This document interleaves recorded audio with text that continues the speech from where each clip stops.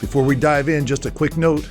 The views and opinions expressed in this episode are those of my guest, Gary Leggiere. They don't necessarily reflect the views of the Ryan Files or myself. This conversation is meant to inform, entertain, and spark curiosity. Nothing more, nothing less. With that said, let's get into it.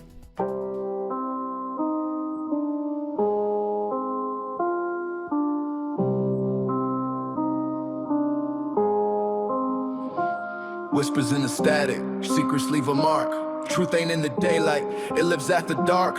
Ryan's on the trail, pulling threads apart. The Ryan Files after dark, this is where it starts. Angels on the skyline, demons in the mist. Giants in the earth, fists the size of cliffs. Nephilim footprints, history's abyss. Pyramids aligned, but who's making the list? Oh God, sleeping, Yahweh's thunder roars. Secrets in the scriptures, knocking on the doors. From Eden to the stars, the questions never pause. What's the cost of the truth? It's written in scars. Pages burning, lies unravel. Footsteps crunch where the ancients travel. Voices whisper where the echoes babble. Stay curious or let the shadows grab you. The Ryan Files after dark, peeling back the veil, igniting the spark, searching through the cosmos. Truth leaves its mark. Stay curious, stay curious. This is just the start. Hello, amazing people, and welcome to the Ryan Files After Dark. When the lights dim, the conversation gets bold. This is the corner of the show where we loosen the tie, kick back, and let things get a little unfiltered. Tonight, I've got my friend Gary Leggiere with me, author of The Faces of Mars Beyond Mere Tricks of Light and Shadow. Gary has been digging into the mysteries of Mars for decades, chasing down the infamous face, calling out NASA's cover-ups, and stirring up the kind of questions that keep you up at night. Now, fair warning, this is After Dark for a reason. Gary cusses a little in this episode. Yeah, he drops the F-bomb a time or two. And he openly admits that he likes to smoke weed. You're also going to see him light up a cigarette or two or three while knocking back a beer and diving into the data. That's his vibe, raw, real, and unapologetic, and that's exactly what makes him such a blast to listen to. And yes, you'll probably catch me grinning through much of this episode because Gary's the kind of guy who can come off like a scientist, an artist, and a shock jock all rolled into one. Once he gets rolling, good luck stopping him. So settle in, grab your drink of choice, and let's go off script. This is Gary Leggiere on the mysteries of Mars right here on the Ryan Files After Dark.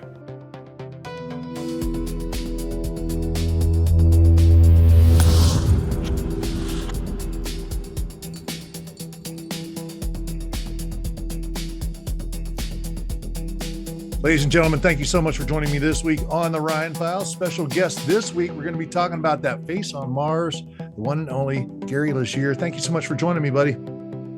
Yeah, thank you, Ryan, for having me on. I'm looking forward to this discussion, and it's a long time in coming, man. The face has been around for quite some time, and in my opinion, not a lot of work and all that much research has been going on about it. At least for the past 20 years, it seems like the ball has been dropped.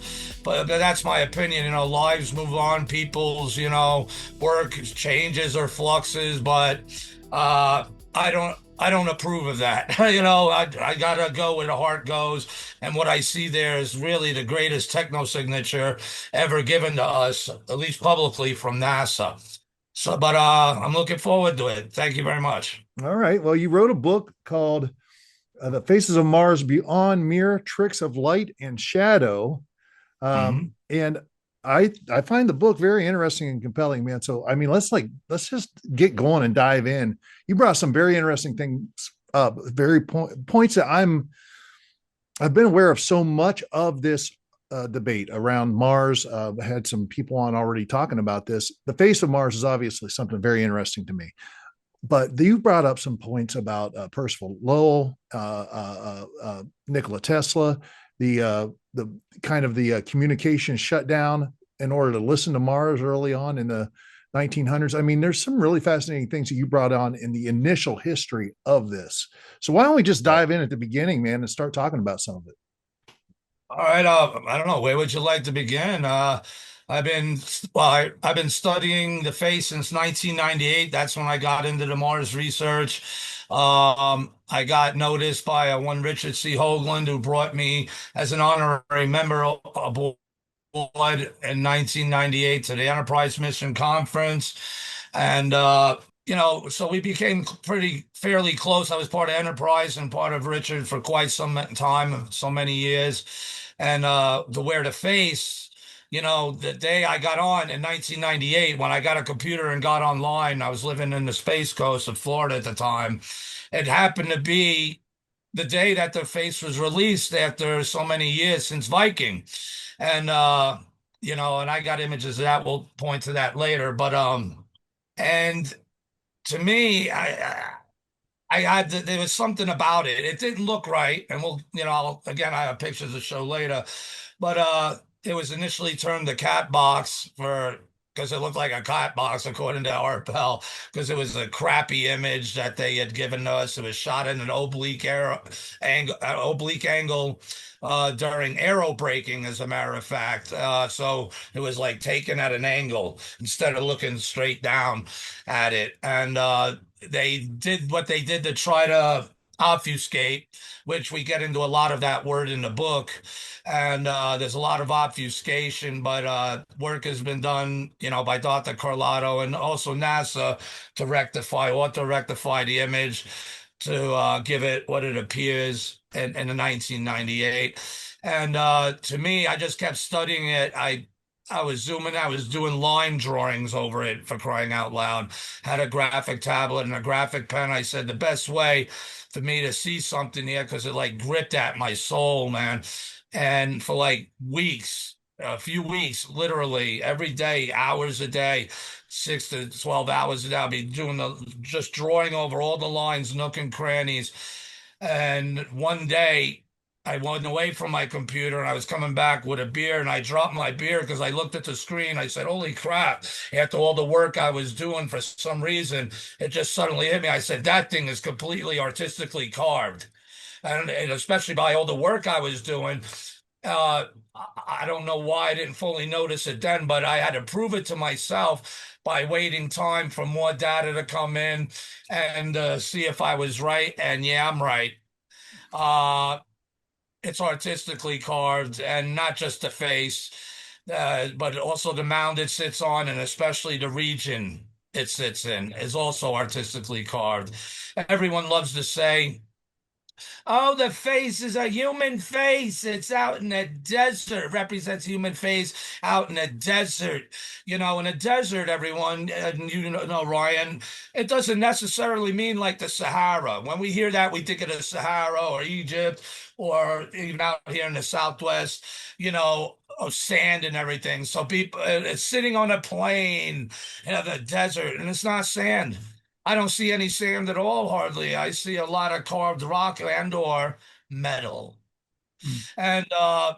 And that's pretty interesting, because desert means place without water or lack of. So the prejudice that we have, that we all grow, we go, "Oh, the desert, you can't find water in the desert." People attribute to sand, but they go to Mars. Yeah, it's a desert of a different kind. It's a strange world. So ever since then, I was hooked on the face. And at that time, we had minimal images, as you know. We only had the two Viking images, and then the 1998 image, and 2001. Again, I'll show that later. We get a full head-on image, and it's been obfuscation after obfuscation, excuse after excuse, and NASA's official policies of their official worded statements. And that's an interesting part in the book, everyone. It's a mind bender, so you have to shift your mindset. It'll be entertaining to some. Some will say I'm totally high or crazy, but just go with the flow. Everything's not for everyone, but it does have something for everyone. I came at this book with a different approach than many others. Like you said, I started off with like Tesla and Todd and Jenkins and Lowell and others, leading up to even 1958, when Jack Kirby made a comic book called The Face of Mars. Now, remember, all this and those other gentlemen you mentioned that I just went over, they also had the detail with a face and or communication between Mars and an idea being put forth to the public that there's a face of Mars. That didn't get confirmed until 1976. So is it genetically in our memories, or genetically being subconsciously being passed to us as a message? You can appreciate the Tesla bent there, receiving communications. And did he just pick it up by accident, or just like predictive programming, it was to come a message that was meant to come at a certain time? I don't know. We can What do you think speculate. about that though? I mean, like that's pretty wild, right, Gary? I mean, here we It are. is.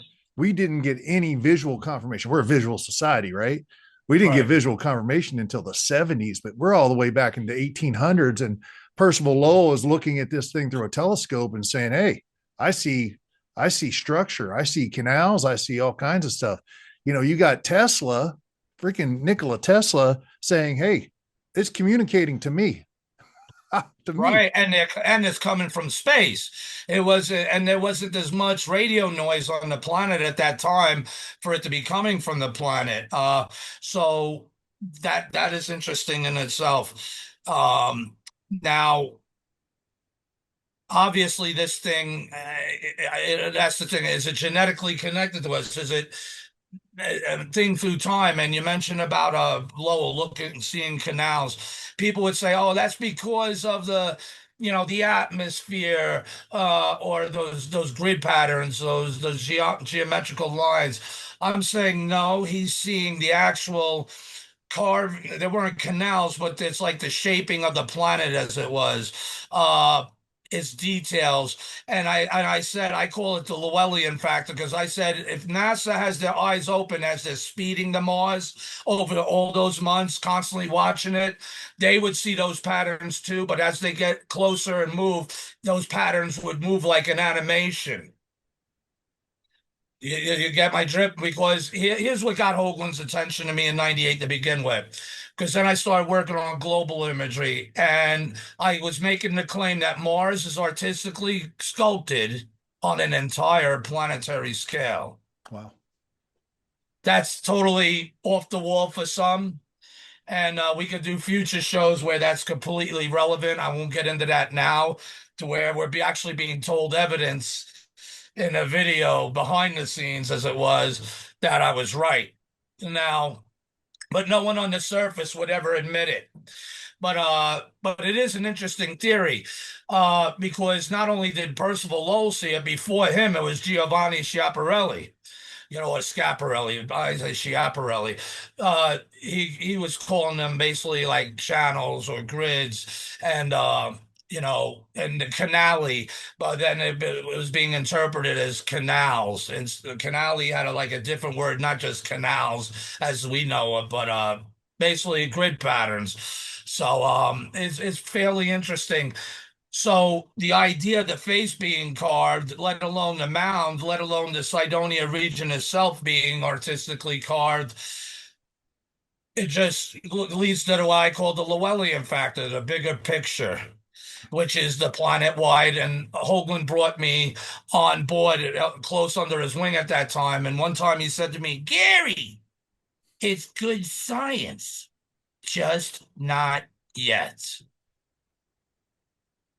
So that it's pretty incredible. But you do mention, yeah, we went up there in '76. We seen that, and there's a story behind that too. They Now didn't I didn't really, put. they didn't initially show those pictures, did they?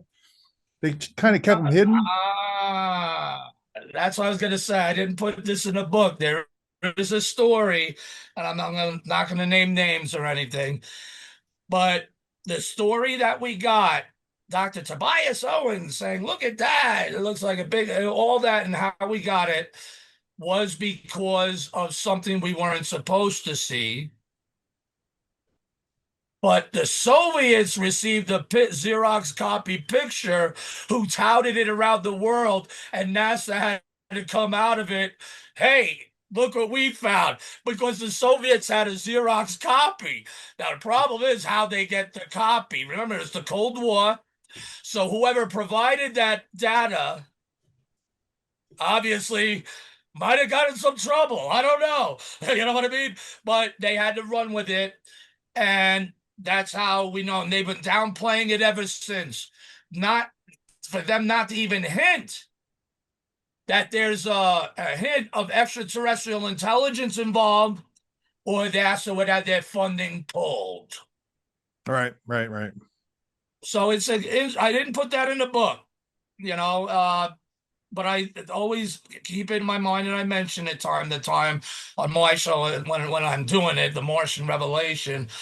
And I still find it fascinating because everything we know is the real stories of everything. It's always the cover story, and that there's always skullduggery and cloak and dagger and all this shit. And, it is what it is, but I for some reason, I could not tear away from it after all these years. I devoted my life to it, my time, and many people don't because they got to live their lives. They don't have the time, let alone trying to figure out how to download one of these images or go to a website and look, let alone download the raw data and then actually process that and see if it looks different than NASA's, and they do. Because again, they love to obfuscate. And they don't even want to mention Cydonia, though, believe it or not, Viking lander was supposed to land at Cydonia. There was two landers. One landed at Chrysa Planitia, which is Utopia. Chrysa Planitia, which is the one that was supposed to land at Cydonia. The other was 4,000 miles away on the other side of the planet of Utopia in a region called Galaxius Chaos, now is known as. So they didn't land at Cydonia. They were supposed to. They looked down. Here was their words, exact words. There's too many nasties down there. you know, and on the surface, on the surface, people's thinking rocks and all that. Well, look where they landed, Chrysler Planitia. Lucky the thing's even standing. You see boulders everywhere. So is that not nasties? Why bypass the nasties to land in a nasty spot where there's nothing around for miles except the interesting boulders and, pretty views of another planet that they love to turn red when the sky is actually blue. And so they looked down. There's too many nasties. They could not land there. They had to land somewhere, so they chose Chrysler Planitia. So why do you think what do you think they meant when they said nasties? Well, we're seeing that nasty face on Mars, man, that they don't want to talk about or acknowledge.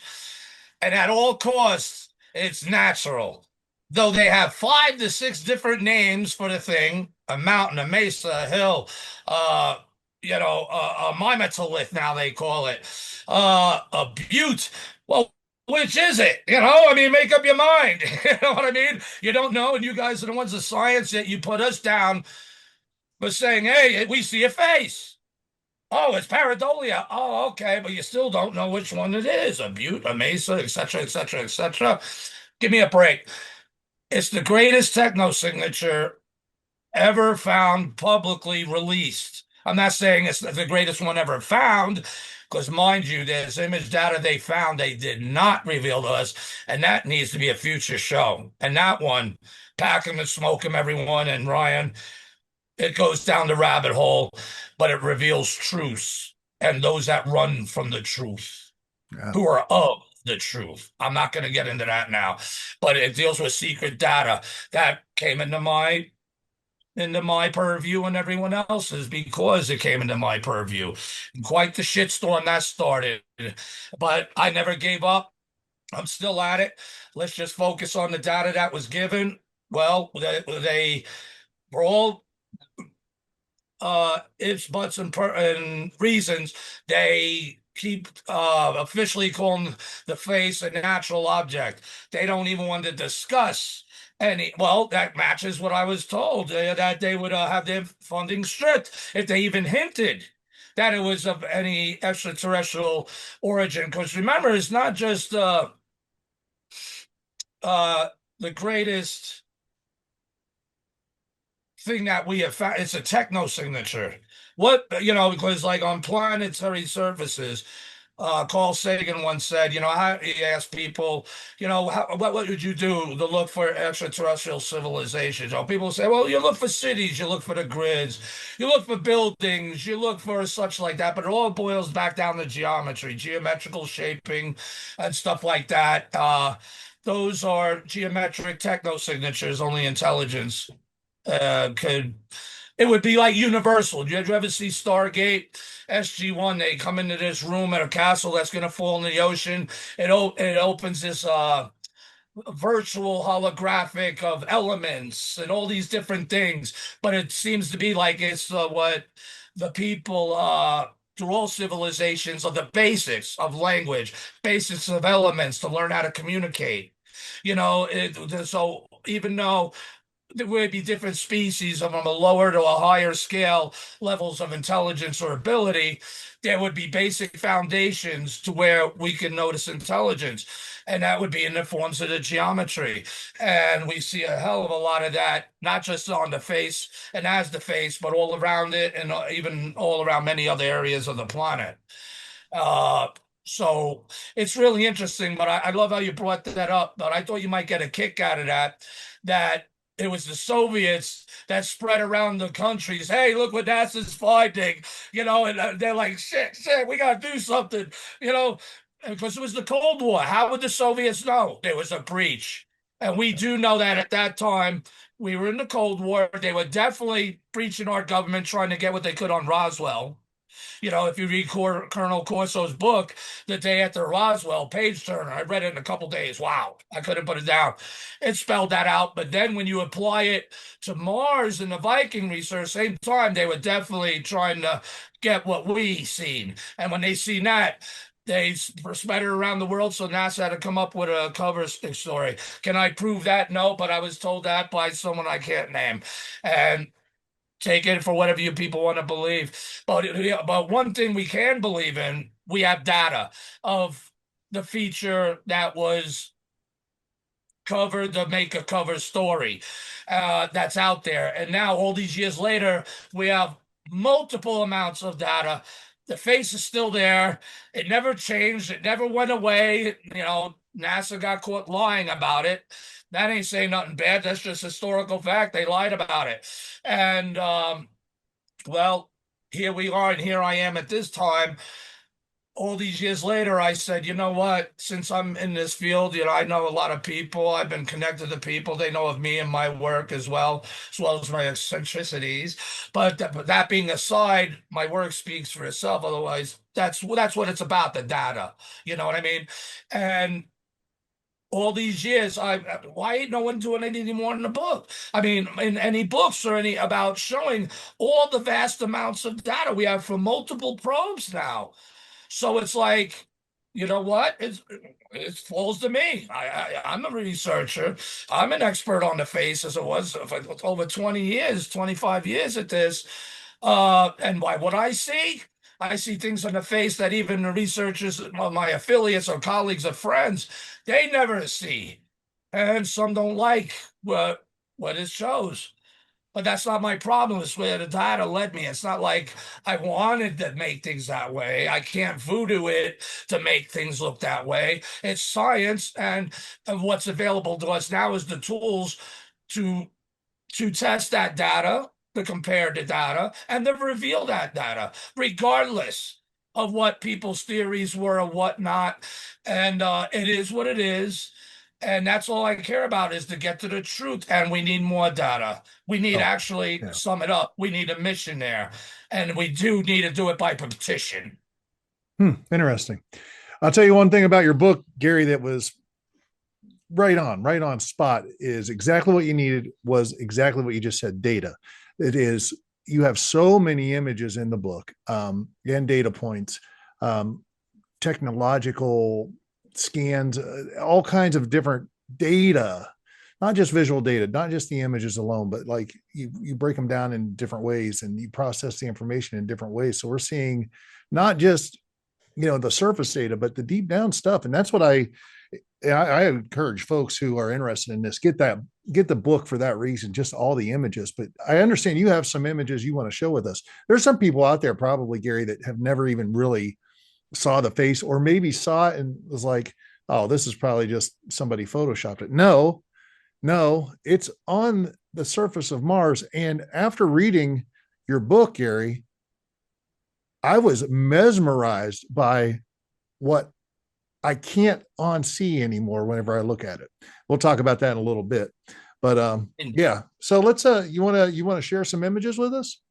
Yeah, sure. And and as we're doing that, we can still continue to talk too, Yeah. because I got like up to 50 images. I'll go slowly through, or we could stop. I could briefly describe each one, or I'll just keep just Yeah. going as we're talking. So but like you said, there's a lot of data. Um That's what I appreciated about it, man. Seriously, it you don't see that all the time. And it's fascinating. So thank you for that. well, and no one's seen it in over 20 years since the last real book has been put forth about it. The last real serious issues that have been put forth about the face in any book form was Dr. Mark Carlotto, Richard C. Hoagland, uh, even Dr. John Brandenburg mentioning a little bit about it in the work that where he goes and he has discovered in which he's been tapped on the shoulder to reveal to us all. and no one since. No, I was like, why? Why? With so many people looking at all these images today, and not any of even as serious these known names have not done any more books showing all this data. That was it fell to me. There you go. And so there it is. And that's just the reality of it. There are those that do not want to venture back to that, but want to venture to other places, make a name for themselves. And not that that's a bad thing, because they have quality work, or they're they're perceptive uh visions and findings from their facts of the things they look and do. They just overlook the face, but yet still, out of everything everyone's looking at, the greatest techno signature ever seen and given is that mug looking up at us, a mile and a half long, a mile wide, 1,500 feet high, staring at us up from a planet to where it should not exist at all.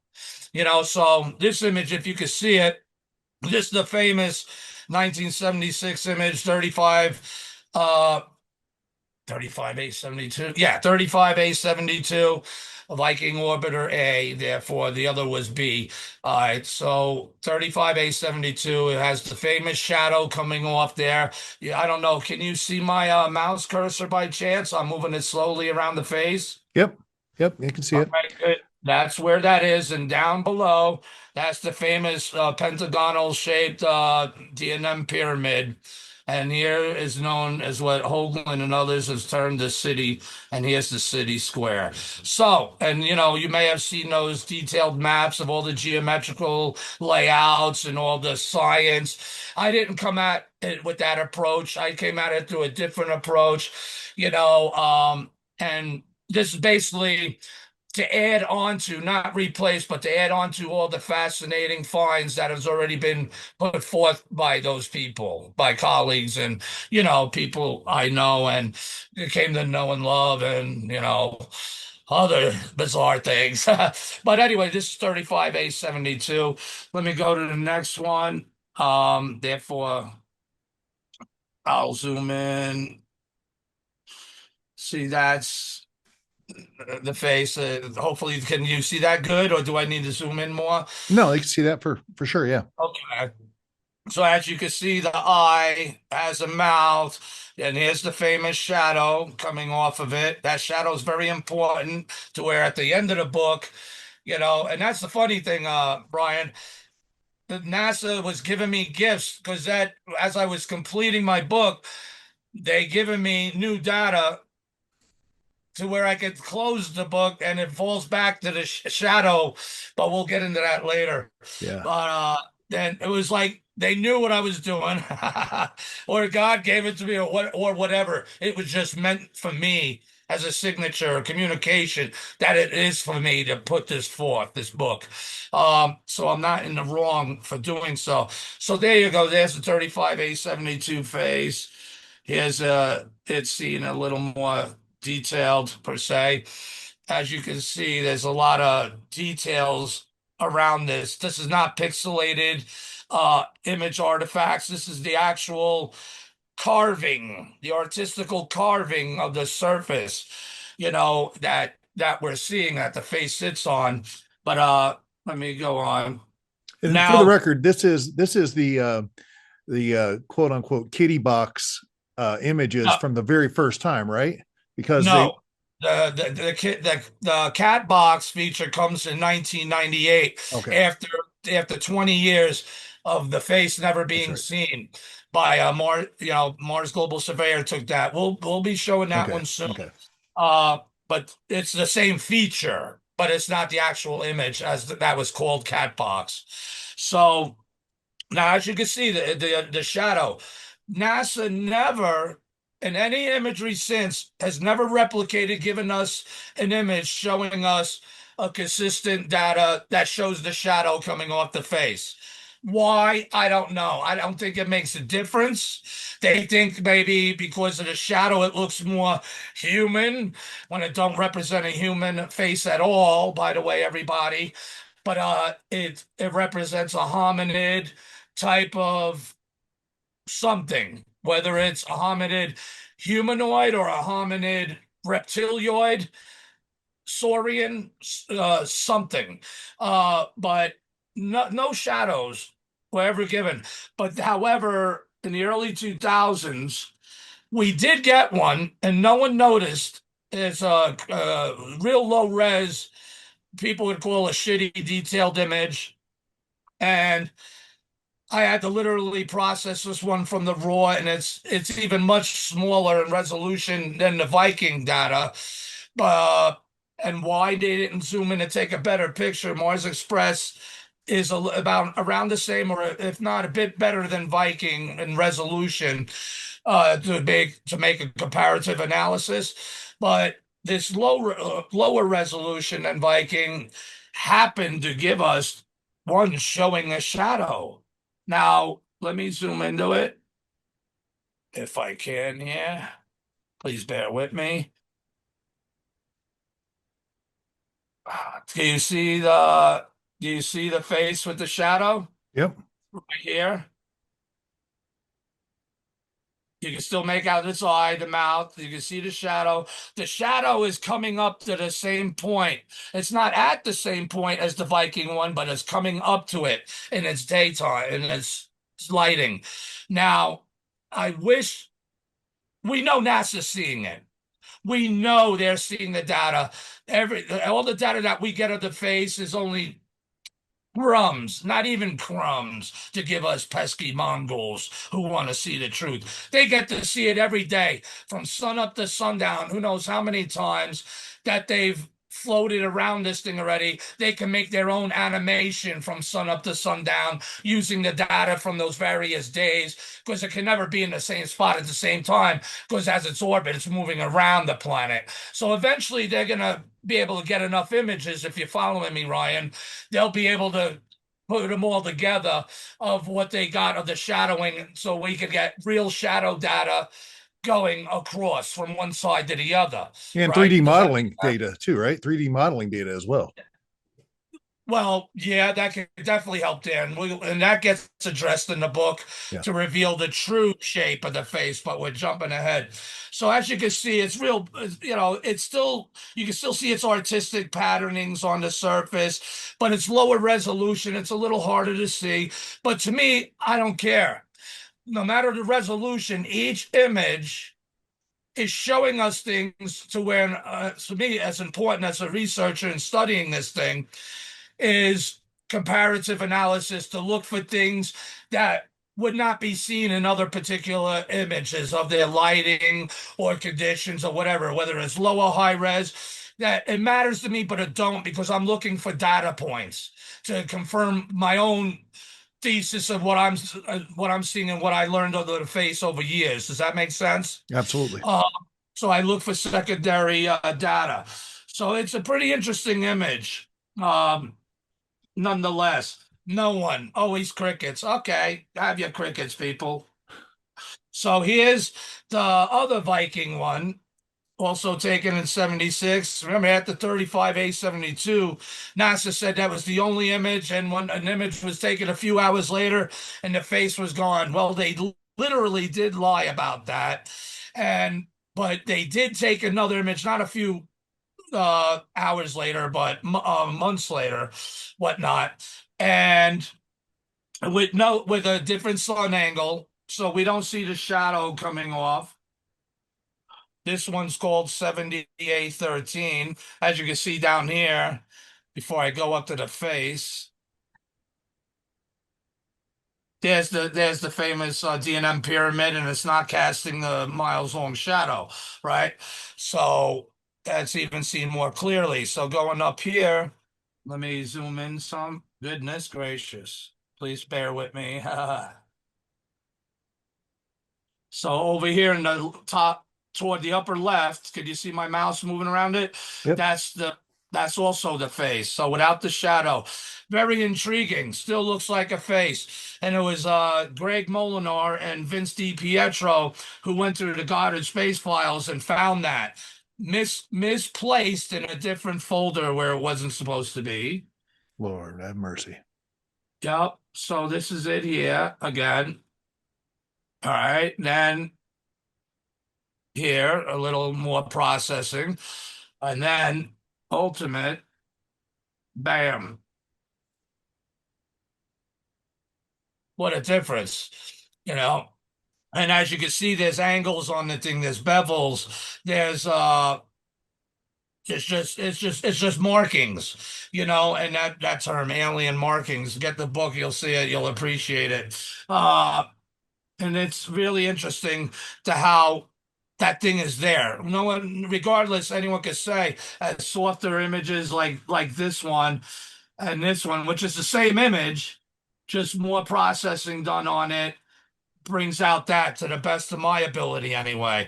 I'm not the best there is, but I am known for my work and revealing things that others either can't or not know how or just don't see. So I'm not saying that with a big head. I'm just saying that's what I'm known for. Does that make sense? So now here's the famous cat box image in That's 1998. right. That's right. Yes. And Uh, I'm sorry, Gary, that's downright offensive. What, the cat box or how they presented it to us? Well, yeah, you know what I'm saying. How they presented it. Yeah. That just that's mind-boggling that is done. Yeah, grainy. They try to obfuscate details. It wasn't that it what definitely was not correctly processed. It was done on purpose to try to obfuscate and hide.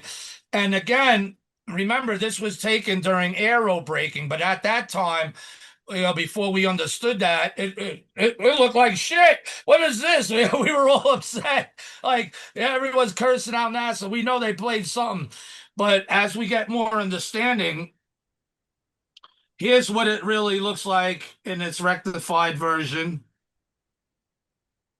which is better, but it still looks a little goofy-ish because of the fact, again, this thing is looking in at aero braking before they even do its science phase. They took the picture and it's looking at it at an angle. Now, it's fairly interesting, and this is where it stumped me. This is the image that I started drawing over. Every nook and cranny, literally took me weeks. And I was filling it up at least about half of the face, some of the details around it. And one day it hit me. I started seeing exactly. I was like, whoa, this thing is totally artistically carved. I'm not just crazy. I'm not just high, though I was most of the time. It's actually helped me to see and go over it and figure this out. We're not used to things like this. Yeah, it's as big as a mountain. Yeah, a mountain, a mass. Oh, well, so what? So is Mount Rushmore a mountain. It's rock. Yeah, no, give me a break. We'll get out of those jokes and those puns. Low intelligent replies about what this is so people can feel more comfortable with themselves in their reality. So here's Dr. Carlotto. Oh, crap. Excuse me. I might have to do something here. So as you can see, the rectified version over here, this Dr. Corlado's ortho rectified version. And what Dr. Corlado did was use the 7813 Viking face, and he skewered it, he tilted it three-dimensionally, so to give us an idea of what we're really seeing as that cat box position. Does that make sense? Yep. And you can see here the face is turned, like, instead of looking straight on it like we were looking at throughout the other Vikings. It's the same image, just 3D moved, shifted to give us a comparison of what's going on with that. So that was good that Carlotto did that. He's a great guy. Not doing really anything with Mars anymore. He's on another great subjects, dealing with our hidden past on our own planet. Everyone should check that out. Before Atlantis. But anyway, beforeatlantis.com. All right, let me go to the next one. Now, this is the one after a couple years after that cat box image. This is the full face from 2001. All right, that they had given us. Wow, finally. But now, mind you, before this full face was given, they were given partial image swaz going over the place, like going over the eye area, like he's coming out saying peekaboo while cutting off the rest of the face. And you see the eye looking at you. I call it peekaboo. Boy, these people, graybeard Mike Malin, they were trying to do everything to give us little bits of pieces while trying to dispel the seriousness of what the face is and represents and trying to call it natural. They were finally pressured by Hoagland and Peter Gersten of Facets and others to give us more data. So that worked, and we got a full face image there. Now, the beauty about this full face image from Mars Global Surveyor, And what year was this one? This was 2001. Okay. So the year of Space Odyssey, right? So this was 2001. Now that's another image of it, better processed by myself, of course. You can see more detail. And we are going into those light grays. They like to haze over everything because they want to make it look as smooth as possible and say it's erosion or wind blown by dust, and try to make it look smooth, as unnatural as possible. I mean, and natural as possible, but it's kind of impossible. Especially if you mess with the data. And that's, I don't know about you, but that certainly looks a lot more detailed than that. Yeah. You know what I mean? And people at first glance, they would say this, oh, well, interesting, they'll move away. But if you study it more, oh, look at all that detail. Wow. And then, oh man, I used the small one, but I'll zoom in. Sorry about that. But anyway, you still see there's a lot, obviously there's a lot of detail there. So would you agree to that? Yeah. And what you're readily seeing, the data's there, but you can't really see it, right? For most people. There. This is the image that Mike Malin, this is the same image from 2001. In 2007, they made a final hit piece where that was the last time they ever called it the face of Mars, was in 2007. They released with ESA, which is Mars Express, and showing some perspective views of the face. And we'll get into that a little bit coming up. And they compared. And because ESA had a color version, for their face pictures. But it was run and controlled by policy by NASA and Mike Malin, a graybeard of Malin Space Science Systems. So this image was not just given out willy-nilly. It was from a video to where they made a 3D model. So to get to say, hey, this is the shape of the face. No, it's not. It's bullshit. But at that time, you're like, well, wow, that's interesting. It don't make sense. It looks stupid. And, but yet we have these details. But here's the thing. And no one picked up on this. We got a color image taken in 2001 that was never given when the first black and white image of the same image was released to us, which means what? He sat on it in the drawer for all those years, not giving us the color image. Now, people were saying to me, oh, that's because since they released it, with ESA, that's Mars Express colors. I said, no, it's not. First off, this color is higher resolution, and this image is higher resolution than the Mars Express by ESA, European Space Agency, and their colors was red, green, blue. This image, as well as Global Saver, they had a red, green, blue too, at a worse resolution for a context camera. They had a CMYK high resolution camera, color camera, aboard. Wow. Filtered. Yeah, that's what we're seeing. This was in Graybeard's drawer. He never released it except in the video. So let me zoom into it. Some people might not find this so exciting, but I do. Because if you look at it, it looks yellowy, brightish, it looks, but if you look closely, you can see greens. You Yeah. can see pinks. You can see purples, hints of purple. Okay, and reds and stuff like that. Okay. Well, lo and behold, let me go back to normal size. Bam. Big difference, huh? But I brought out the colors that's in that data.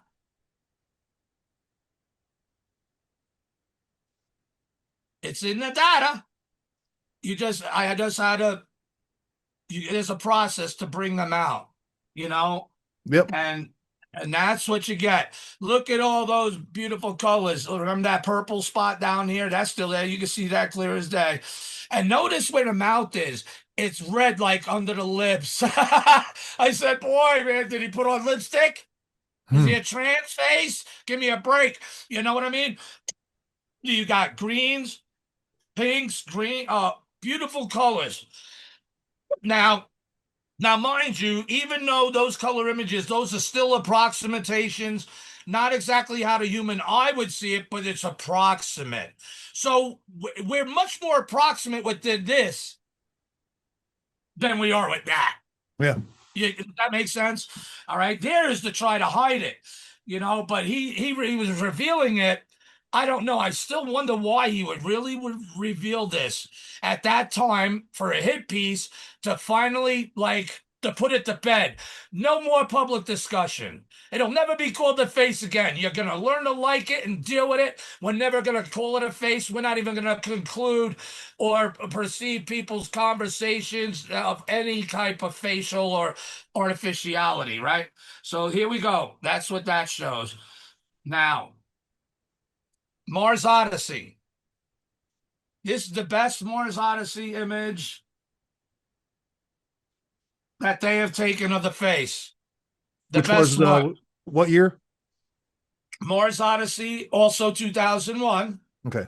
So this image may have been taken, I think it was taken before the 2007 hit piece, but I believe this was taken in before 2007 or later.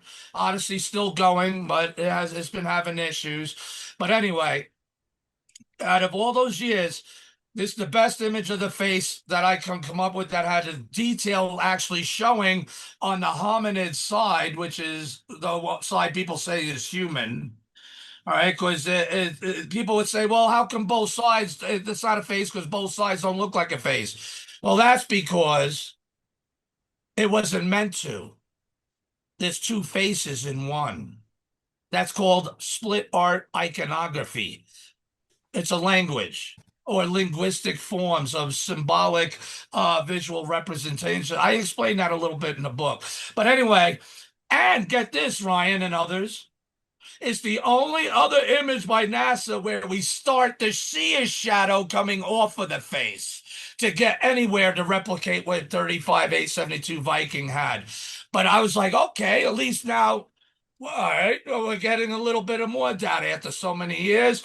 We're starting to see the shadow come off, and we're seeing more detail on the face. which is pretty good. And what I love about it is that the detail is crisp, even away from the face, on around the features, the art sculpted features all over the place could subtly be seen. Okay. That's it, the same image, but with the face upright. Let me zoom into that a little more. Hopefully you can see that okay. Yep. And you can see the shadow just starting to come off of the bottom here on this side. But look at all the details that's there. You follow the lines. You got to follow the lines. I was always told, stay in the lines in school. Follow the lines. And a lot of people don't like to follow the lines. Maybe because they can't see them, or they don't really want to put the impression of what they're seeing because this is another planet. It's not possible. So therefore, I'm not even going to consider it, type of thing. There are those out there like that. But I think that's a real good image. And if you know Mars Odyssey image data, I'm sure you would concur that this is the greatest Mars Odyssey image of detail that we got. That's crisp. Now, Mars Express. Okay. Interesting. They took two images, well, really three of the Mars from the Mars Express that they publicly given out. One small down, and well, four. The one that with the shadow coming off, that was from Mars Express that we looked at earlier. That was shitty detail, but for comparative analysis, they gave this one and another one along this quality here of what we're seeing. But as lighting condition was different, as details are a little bit different. I didn't add that one into this batch. It is in the book though. Okay, so you'll see those two images, but I use this image because to me it's the best, more detail and accurately comparable to what we see here. Does that make sense? Yep. Yep. Okay, I'm just hoping you guys are following me. So now again, two different space agencies, two different cameras. Mars Express camera reveals the tattoo. Like, look at the differences on the face, around the face. Look at the details, follow the lines. Look how a lot of it stands out. Yet you can see it here, but it's harder to see. Why? What is it? Why can't NASA really come up and see the tattoo as well as this? Well, for one, which the high resolution stereo camera, which is aboard the Mars Express, it's a stereo camera. It's basically two lenses looking down, giving you a stereo view, all right, of the surface. But I think it has something else that might be able to peer through the poo-poo dust, like in NASA's grays there, which helps bring out these details. Does that make sense? Yep. So now, with that being said, so what I decided to do, I decided to play around and get unprecedented image views no one's seen before, actually creating a new image by merging the two together to see what details both would correlate and give to us in a view if they were merged, right? Yep.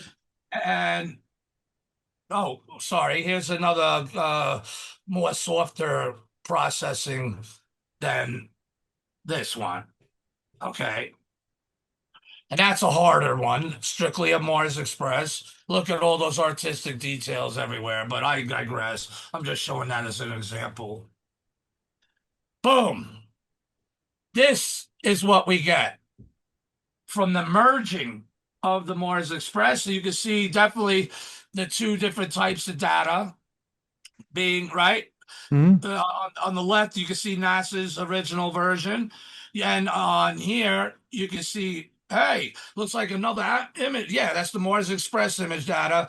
I wanted to do that on purpose because people could see that I overlaid it on the NASA's data, and they lined up.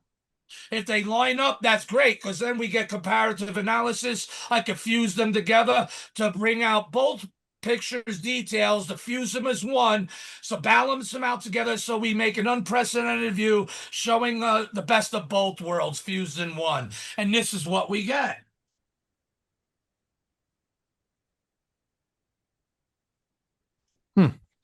Obviously, it makes NASA's picture. And look, you can still see the little shadow. I left it so you can see. I did it enough the way you can still see the shadow starting to come off. Do you see that here under the face? Yep. Yeah, it's a little darker, but that's the shadow coming off from the Odyssey one that we just looked at previously.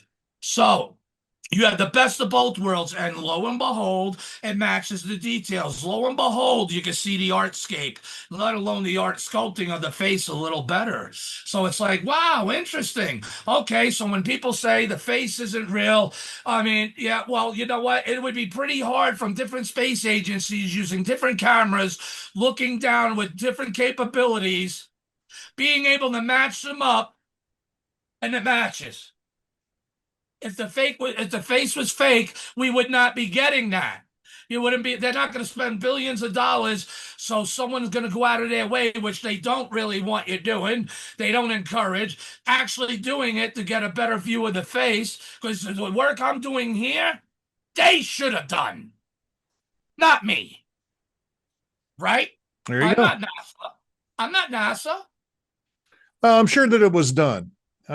We don't know. Bingo, Yeah. of course. So now this is the combined image cut out from the rest of the image to where, I cut out the original Odyssey Yep. background, and I just, used the scene right here just to have it. Yep. It's pretty interesting. Look at all those details. Beautiful. I don't see any sand. Where's the sand, everybody? Where's the rocks? Yep. I'm seeing art everywhere. Follow the lines, like the scales of a dragon, like the scales of a snake, a picture within a picture within a picture with geometry, geometrical shapes, circles, triangles, squares, you name it. It's all in this art. And it's so massive on a massive scale. I believe, well, if there were boots on the ground moving bricks around and all this shit, I said it makes much more sense with an ability of, if it's as crazy as I'm describing, the most applicable way of common sense, being us as primitives, would be to carve it from above. Huh. Yeah. With what? Now, There it here's is. Now, here's from Mars Reconnaissance Orbiter context image. Now, its resolution is not as high as the global surveyor for the context imager. The high rise is definitely surpassed. I didn't show any high rises in this one, or really even in the book. I'm going to make a special edition with the book where I'm going to show high rise imagery in areas that I've touched base on some things of the face already. Come on, it's a special edition, everyone. It'll be well over 400 pages, trust me. But I'm laying out the groundwork, okay? Because the data's there. So look at the details on this thing. And people like to say, oh, well, the other side of the face is not a face. It's formed by wind. Wind shaped this. Bullshit. Oh, there's a collapses. Collapses. Oh, but then how does that explain, no matter throughout all these natural processes, that the art continues on undisturbed? Do we have an intelligent wind that is blowing over eons, deciding to carve this here and then carve in all the subtle little artistic details and everything else? Get out of here. And first off, how strong must those winds be? Because from what I heard, is that even 200-mile-an-hour winds on Mars would not blow you over. Why? I don't know.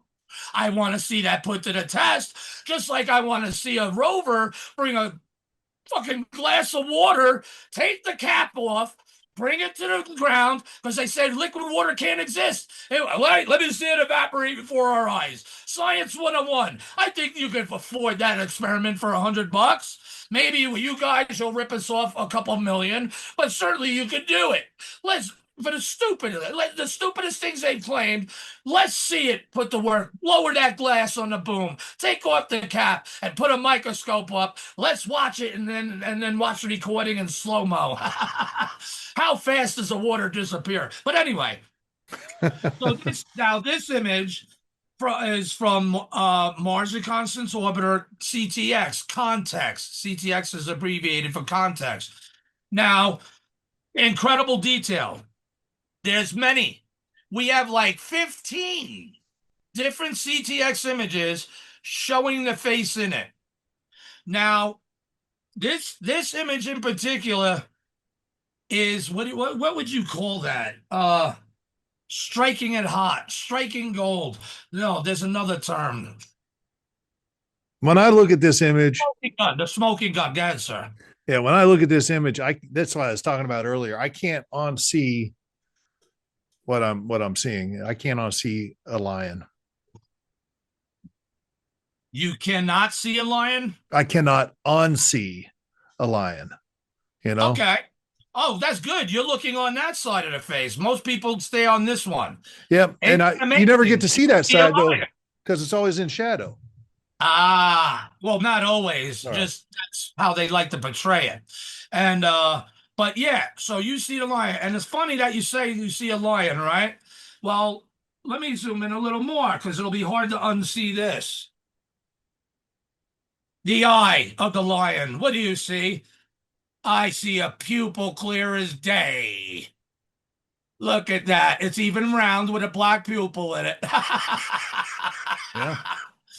Right? Yeah. You got on the hominid side, you also have a pupil. And that hominid side eye is actually more intricate. All right. Can I mention something? It's going off the rail a little bit, but Sure. it's relevant. The eye. The way that it looks in the high rise to me, I did not put this in the book. That'll be in the special edition. Where you see the pupil, they're subtle. They're with the same sizes. There's subtle imprints in the carvings to where you see similar circles or partial circles or whatnot in various positions along this eyeball, along the eye itself, right? All right. So let's say you see the circle right here. There's imprints of another, the same size here, here, here, here, here. I said from the beginning, remember what I said about zooming in? NASA must have seen this, that they have a camera looking out of the heat shield at Mars as they're quickly approaching it after months. Speed it up like an animation. The Llewellyn factor, the canal patterns, they'll be changing, growing more because the planet's becoming larger as you go to it. You'll be seeing the patterns move.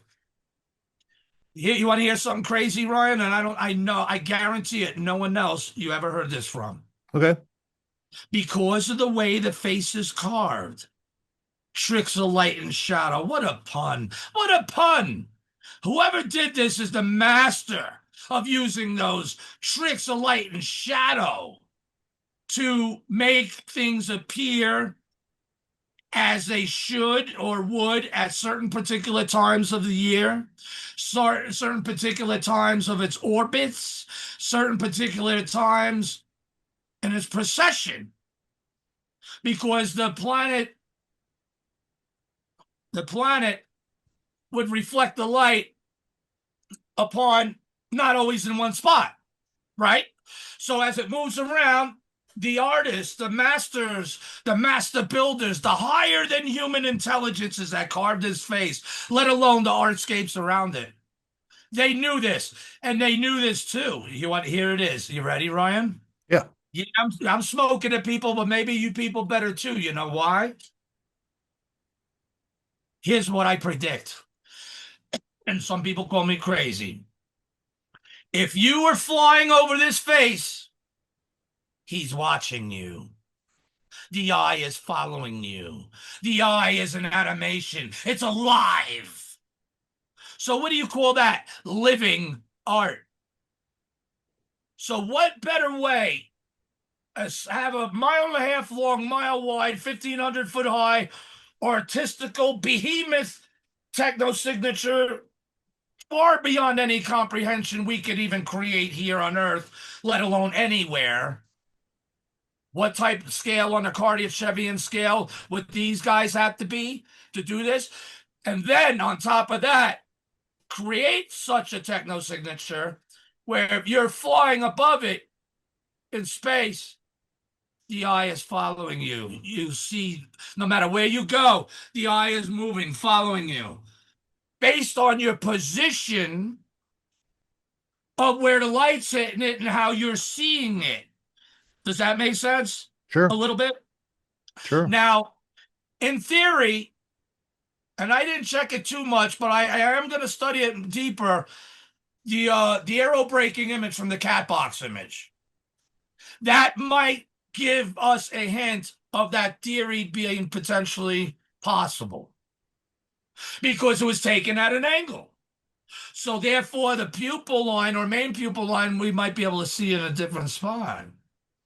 Because on the high-rise image, which is much closer than what we're seeing here, where this pupil is on the hominid side of the face, do you see my mouse going around it? Yep. We can see the same size circle as it was, but partial, crossing over it over here, under it, over here, over here, over here. And it's like, oh, I see what they did. Well, if there was, I don't know how they would have did it. Did they use both ground and air to sculpt this? I don't know. Again, these are higher mysteries, but they did it in a mean where tricks of light and shadow. With this thing here, what we're looking at, has the potential of being between 150 million to 500 million years ago. Why do I say that? Because it's in proximity of what Dr. Brandenburg has been tapped on the shoulder, said he was allowed to come forth and tell us that Mars was nuked. Yeah. And where the face is, part of Mare Acidalium, is where one of the nuke spots was. So not only do we have an evidence of a nuke going off over in the area where the face sits, we actually have a potential target sitting in the target zone. So therefore, making the connection of potentiality of 150 to 500 million years ago is when that weapon, war, whatever happened, and that this was there. And certainly this would last through the eons, especially if you carved the hell out of it, and especially if it's metal. And what do we have on Mars? People say, oh, wow, periodically, Mars goes through these phases. There's the dust storms, the sandstorms. There's that fucking obscutive, hideaway word again. Dust, sandstorms. Those aren't sandstorms on here on Earth, Arizona, other places. You being a Marine, you probably been like, fuck this. Here comes a big sandstorm, guys, right? Iraq and other places. It ain't sand. It's iron oxide, rust. Where do you get all this rust? There's got to be a lot of metal. Well, yeah, a lot of air. Why would the ground be red? Dr. Brandenburg's real good at explaining that. But what also, if you have water around and there's a lot of metal, what does that do? It creates a lot of rust over the decades and then eons, having enough to build up around the planet from explosions, from impacts, from wars, maybe more than one civilization's antics. Who knows? Doing things to add to the dust over time. Where those dust storms happen, it's even generating electricity. I said, you know what? Why didn't they send the rovers? They're worried about the rover dying. They could have used something to suck out the little minimal amounts of electricity and these huge ass iron oxide storms to maybe help do a slow trickle charge or something. Oh, but I'm not the scientist. I'm stupid. I'm seeing faces on Mars. I smoke pot, I'm crazy Looney Tunes. Well, yet the facts are the facts. Sand dust storms doesn't produce electric like it does with iron oxide storms on Mars, at least nowhere near as comparable, in my opinion. Again, I'm not a scientist, but based on the research I have done, it doesn't. And I don't know about you. If you were out there in the deserts during sunstorms, were you getting, constant static shocks? I mean, I don't know. Soldiers would know that experience. That's a serious question. Whether it's related or not, it's still nice to know, wouldn't it be? But anyway, so look at all this detail from the CTX. Now, this particular image is so much more worth its means. I don't have the image number handy, but it's in the book. It's well detailed. But it is what I say it was. It was the smoking gun to get the true shape of the face. But let me digress. What do I have next? Boom. The true shape of the face is the smoking gun to give us the true shape of the face. Tell me, Ryan, or anyone else looking at this that's not aware of me or what I've been putting out the past year before my book was put forth, have you ever seen from anyone or any space agency this true shaping of the face from anyone? Or a shaping of the face like this from anyone? Well, not from the side view. Nope. Why? Because they're all above view pictures. The only pictures that we have gotten in 3D is from Dr. Mark Carlotto of the Viking images, right? And of the 2001 image. Well, how come the 2001 image that Carlotto did does not take on the same shape as this? Glad you asked. It's called photoclinometry, shape from shadow. It needs the right point and position to get a true, accurate detail of what shaping is of an object. You could be at this position of the lighting. I call it the invisible data. And this particular image, and this is what's funny, Ryan and everyone else, even Hoagland would appreciate this, and everyone missed, was released in 2012. Remember that year? Oh, yeah. The year of apocalypse, which means what? Revelation. Right? That most people think doom and gloom and Armageddon, two totally different things. People are just scripturally ignorant, don't know what the fuck they're understanding of it. Here's the reality. The apocalypse, the revelation. NASA gave this smoking gun image in 2012. Why? It has the right photoclinometry point to get an accurate reading of the surface features, which, as you can see here, you can see a lot of detail. I don't want to speak for you, but do you see a lot of detail and potential artistic detail on and the way to face from the face? Or is it just me, Ryan? Be honest. No, I absolutely do. Absolutely. Okay. Right? You're just saying it now. Now, so therefore you're seeing it. This is not, I'm not saying it's the best image two-dimensionally looking down. We're seeing a lot of 2D images, but not all of them we could get the true shape of the face. Why? Because we are not at the right point in the image data, which NASA must know what that is, that would reveal this. Yep. Now, here's what NASA revealed in 2007 when they gave us the color data. I remember I told you they use it as a hit piece to put the nail in the coffin, as it was, on the face, calling it natural, case closed. They gave the color image data. Well, the top image is how the shape is they wanted us all to believe the face looks like. Notice the bump on the head right here. Yeah, what's that? What's that all about? Everyone was focused on that. Oh, NASA's lying, they're manipulating the data. I was like, never mind all the details and everything else. It looks so stupid as it is. It doesn't even make sense when you look down at it two-dimensionally, because of the relief that you see two-dimensionally.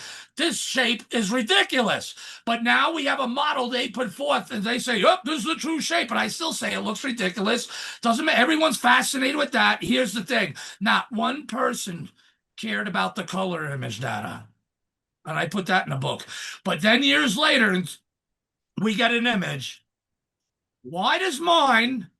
Now, if what they're saying there is the true shape of the face, why does mine look so much different and they're NASA? I mean, Ryan, that's a serious question. Do you see, regardless of, if you didn't know that came from me, which one would you say looks more accurate to what we see two-dimensionally? Never mind the color. What would you think looks more realistic to the details we looked at what we've seen so far?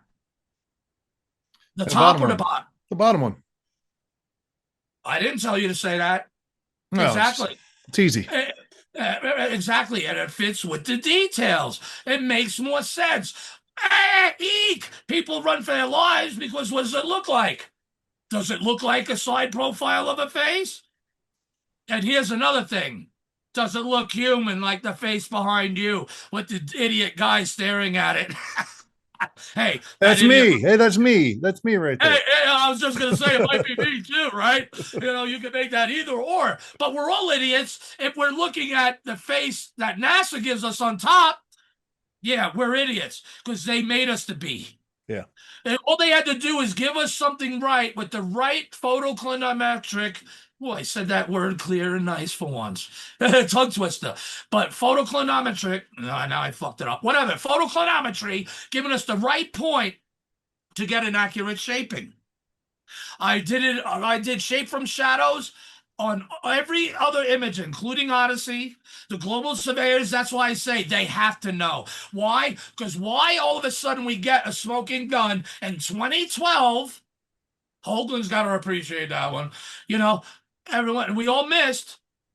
And no one does shade from shading, or anyone that does, they have not done their homework on the images to reveal what each one would show. Because then, whenever NASA puts out a so-called true shape view, we think, oh, NASA's showing us the truth. When obviously, when you learn shape from shading in the photoclinometry program, you know that NASA's obviously bullshitting you, because you would know, and you'll find out, especially by doing this on all the others of the images, right? Again, two-dimensionally, they may look great. They might look like shit. I ran through everyone regardless. As long as it look like shit or look great, if we had the right photoclinometric point, we will get a consistent shaping. Does that make sense? Yep. Thank Perfect. you. I'm glad you understand. Boom. Everyone else, I'm sure, would. Now, so therefore, NASA must know that. Therefore, 2012, they slipped us a Mickey. someone, someone might have said, hey, man, shit, I really hate what I'm doing to people. I'm supposed to be benefiting people. I'm supposed to be benefiting science. But, I'll get my ass locked up or fired or thrown, accidentally pushed off a bridge or something. Let me slip this thing in with the invisible data that no one knows the wiser, but maybe one day, like a message in a bottle, throwing it out in the sea. SOS! Right? So, there's the other side.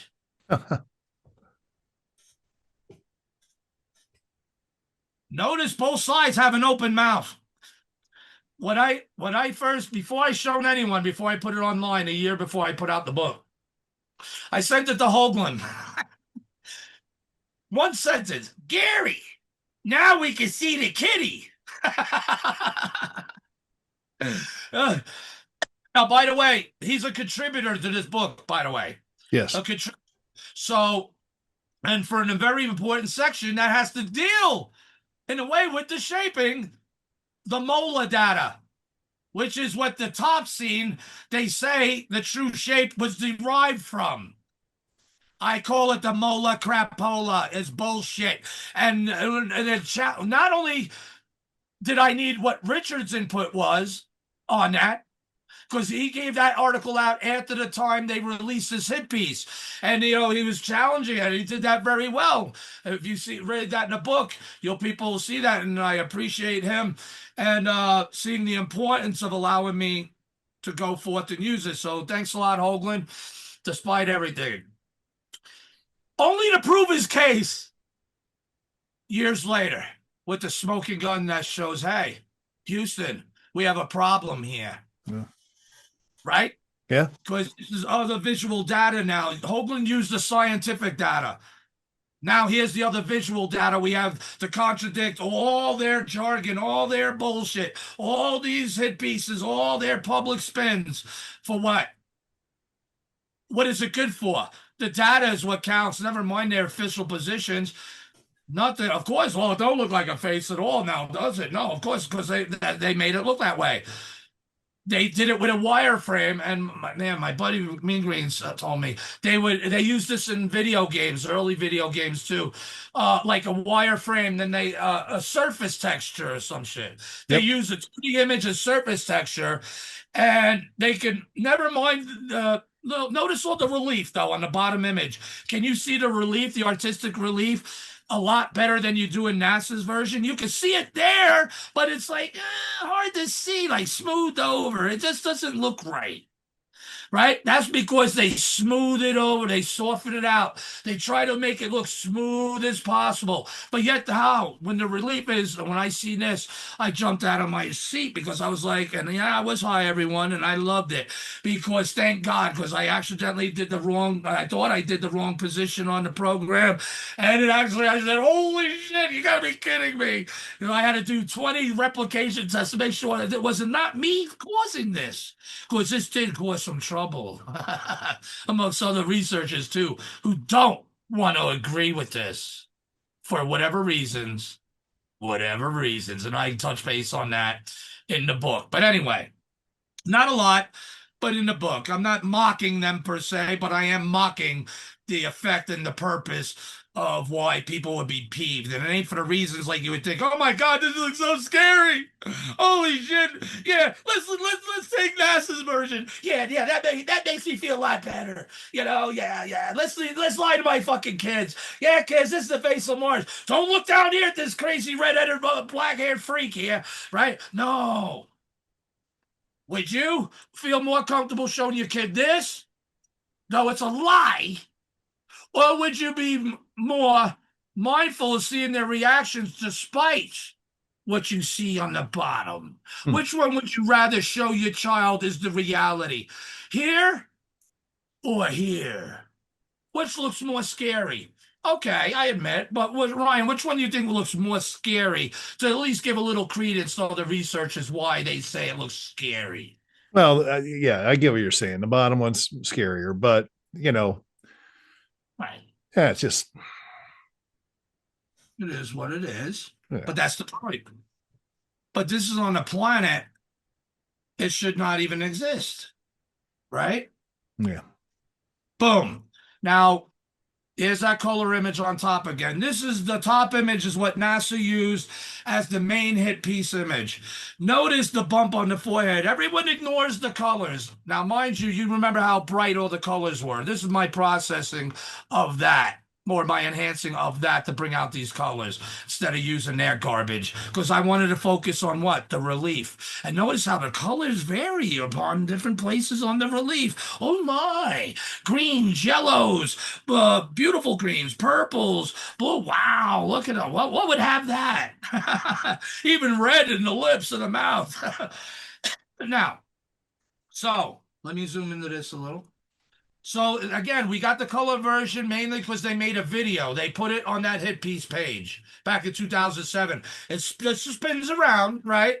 So what I decided to do, take the true shape of the face, black and white, try to put it in approximately the same position so you can see how NASA was fooling us with their false shaping and how the true shaping would look as we spin around. There's only like 5 or 6 examples. Is it cool I go through them? Yeah. Go ahead. But you can definitely see the difference from the top and the bottom, right? Yeah, I think it's interesting too. Their top image. I bet you if you had anybody like Dr. Shock or someone like that on here, they would say, "Oh, that's definitely looks like water." The green area coming off the top and down the sides. But anyways, yeah, let's see it. Let's go around. That is if they look at it as like a natural object, because remember they try to make it look smooth on their wire frame. Yeah, they slapped the 2D image over it. I guarantee you they had the same model as the bottom. All we need is that 2D image placed on it to bring it out more. And then you would see that ain't fucking water running through that.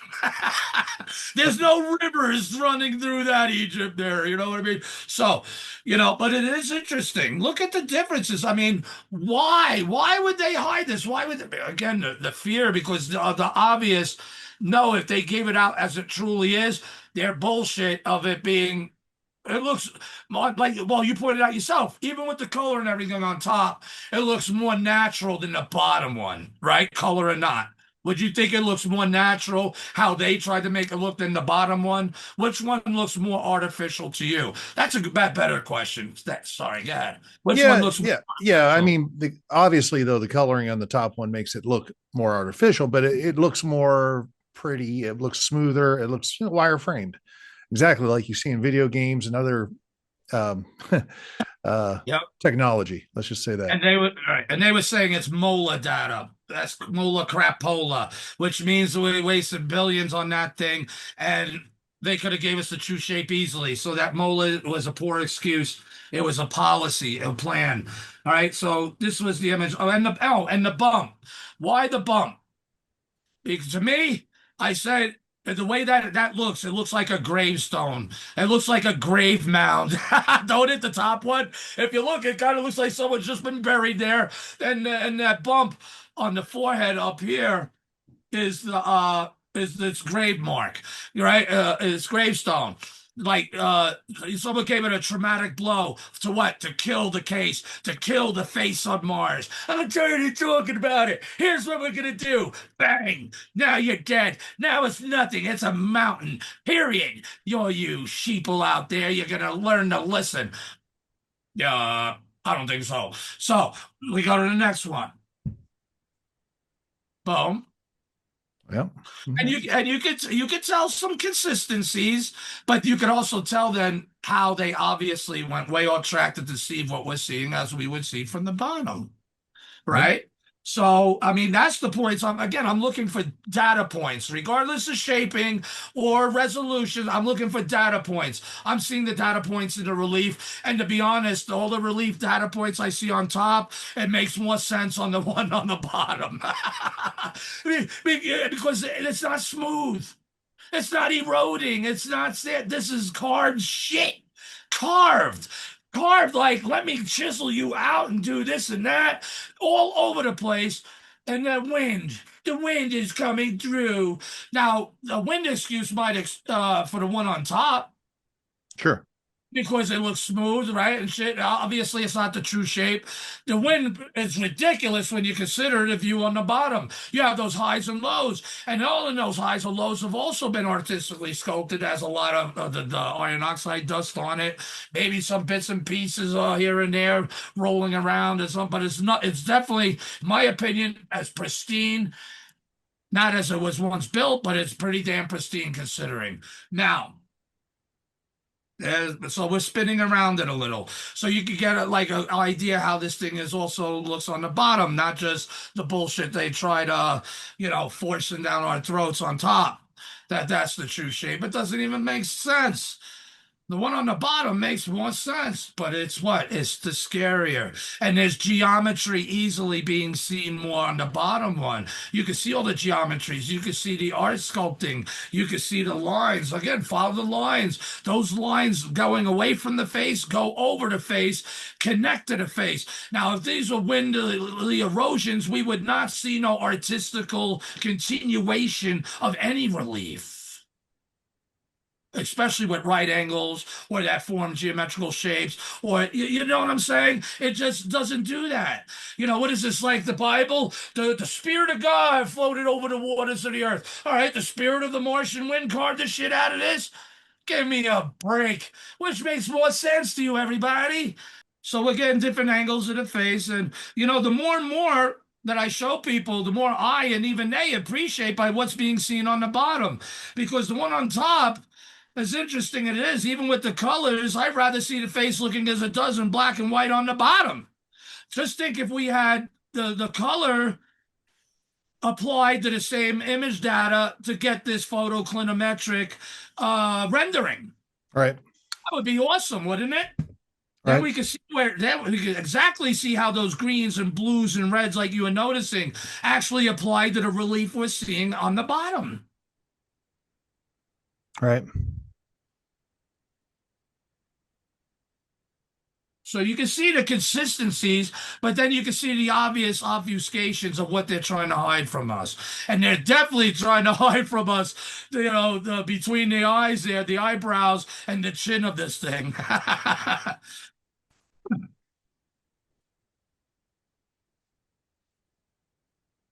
No, it's just interesting. I mean, look at that. Look at that. I don't know why, man, but I'm so it's just it demands attention. It demands, because remember, they're like that. If you're like at that same position far away, remember, if I'm right, that eye is watching you out of the corner of its eye.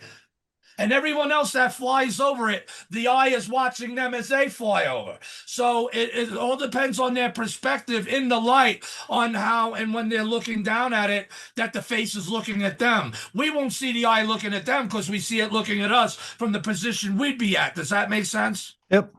That's the way it's carved. A friend of mine, George Haas, he knows there's a technical term for that of art. I forget the name of it. I'm an artist.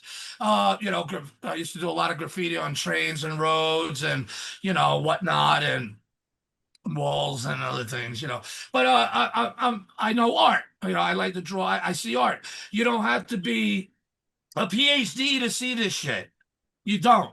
All you have to do is have a good eye coordination. Even if you're not an artist, you can still see this. I don't know if you're an artist or not, Ryan, but you said you see some that you can't unsee it. Now, here's another version. Now, Google Earth, again, based on the proposed MOLA data, right, that they use, or any other 3D rendering programs, you'll see that they give you this. Now, notice, where's the bump? Look at their version on top. Where's the bump? But they give us this ridiculously flat middle section with a ridiculously lumped up chin, like this, looking up at you. Oh, I know why they did that. Remember, the 35A72 throws us a shadow that comes to a point? Yep. That's their excuse. When the shadow from the point is actually seen on the bottom, where you can see where the tallest point is. It's actually like the top of the more of the nose. Yep. Right?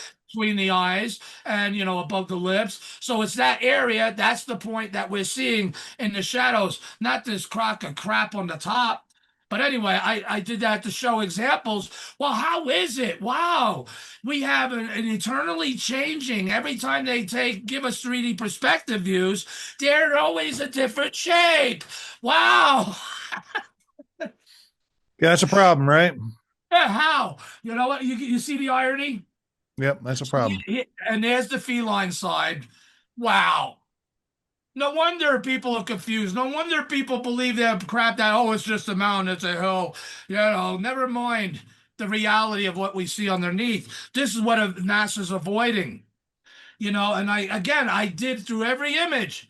And there's only one other image that I got a pretty consistent hit. It's just what I call this on the bottom, this view, to get this view, the true view, I call it in the Goldilocks zone. The Goldilocks and the bears in the bed. Roll over, all the rest roll over until they're out of bed. Oh, this is perfect for me now. She's only in the bed.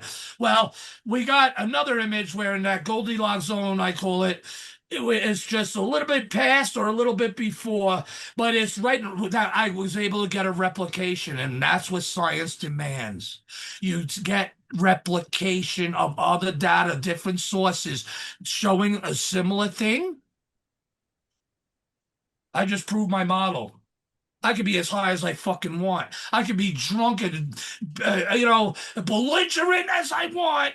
It ain't going to take away from the reality. Replication of the data has been achieved. How can anyone debunk it? How can NASA debunk it? Easy. They won't even acknowledge you.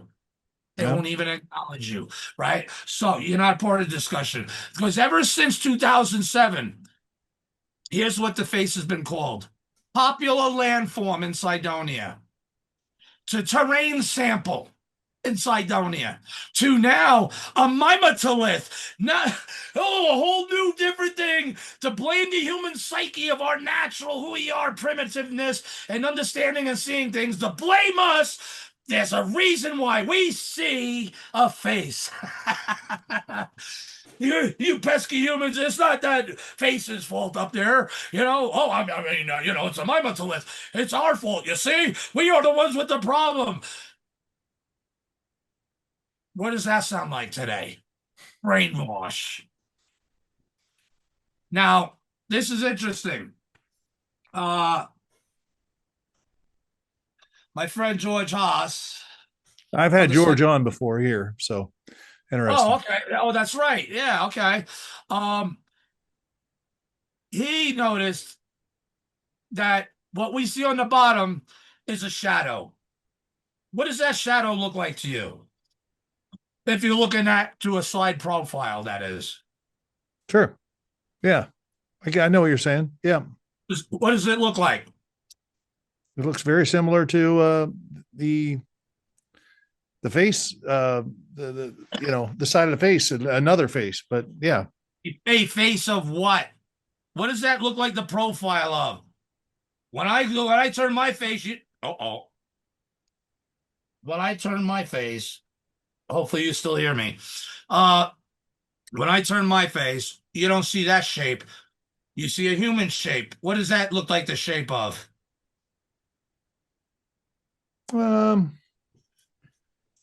It could be a man with a beard, Abe Lincoln.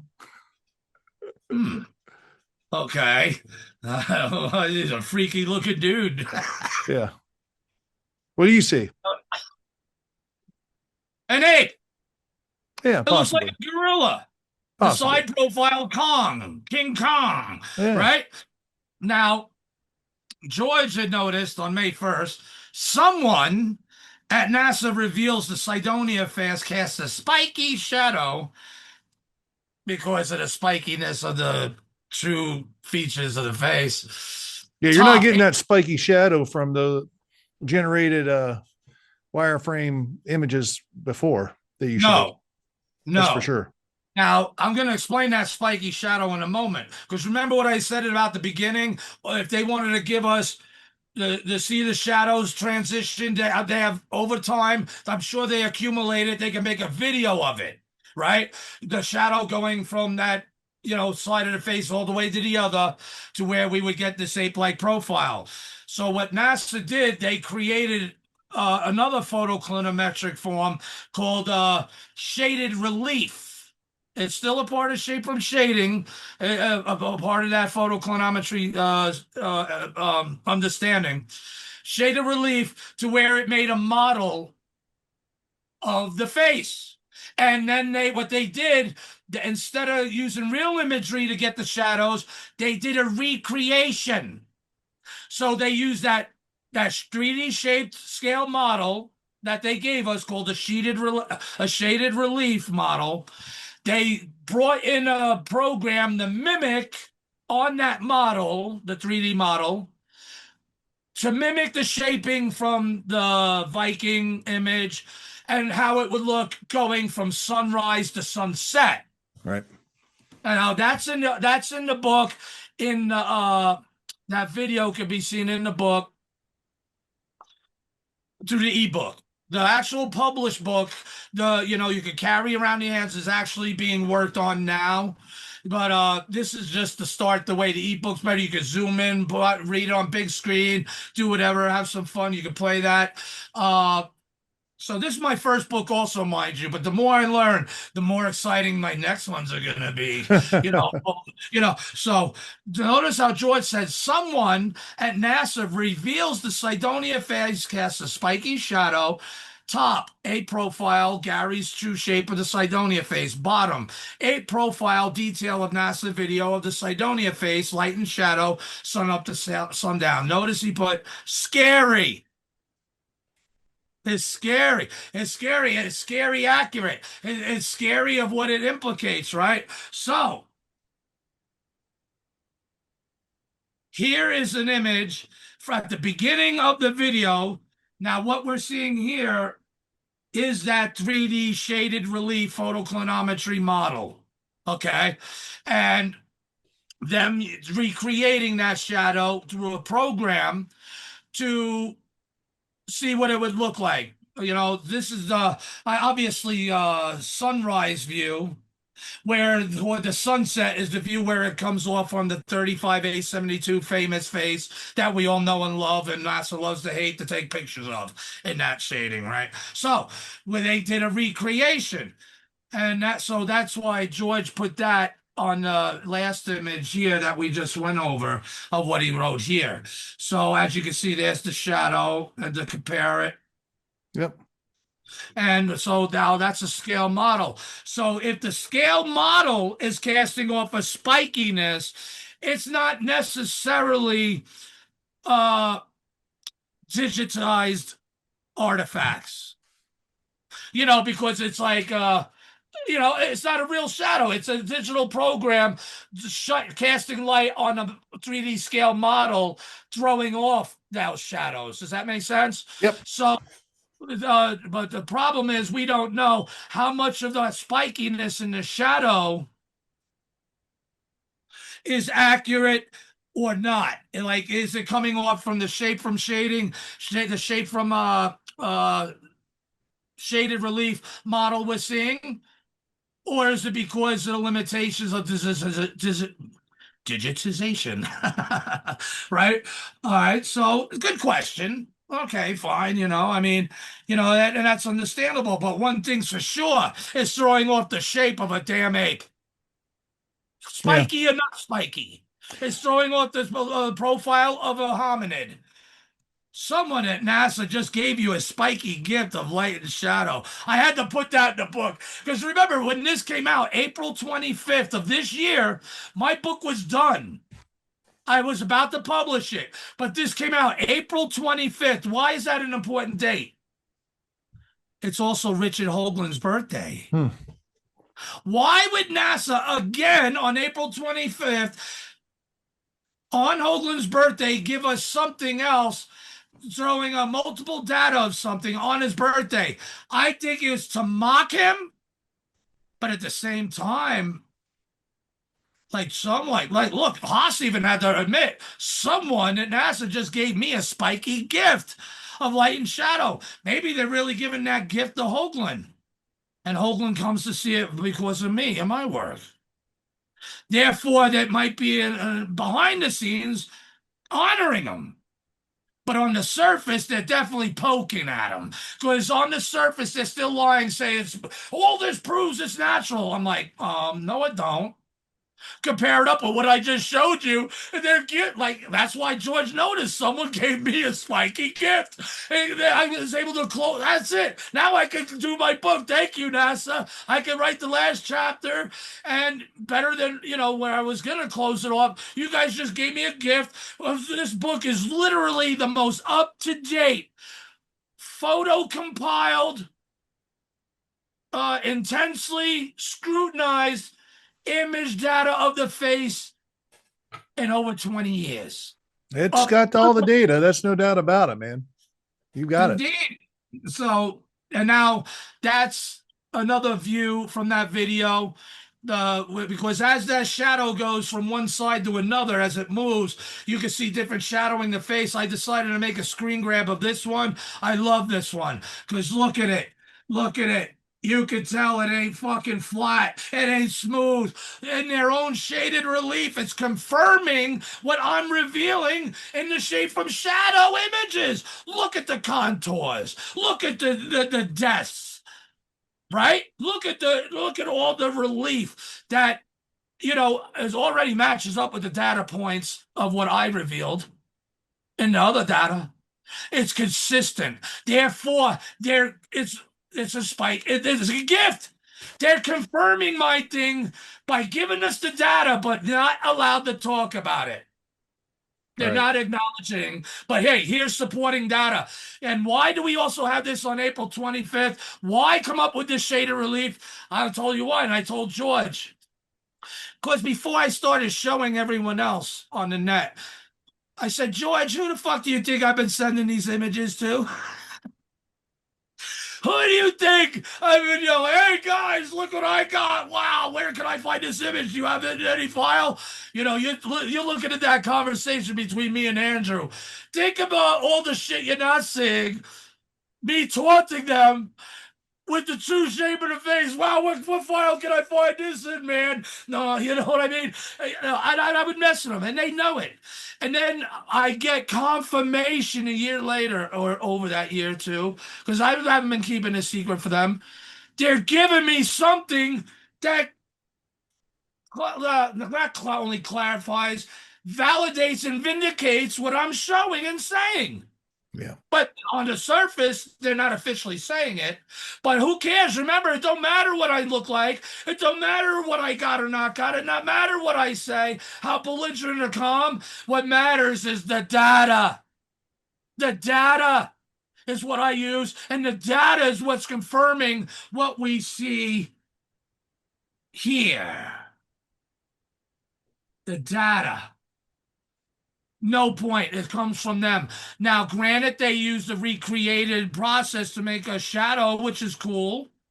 You know, I'd like to try that better. I would like to have answers from them. I know I'm not going to get because I already asked and I ain't getting them.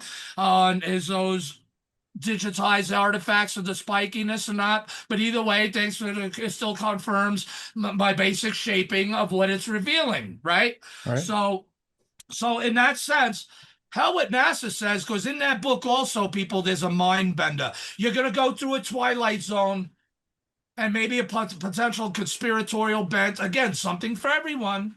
Everything's not for everyone. Well, it is, but, you know, different flavors, different folks. There's at least a little something for everyone.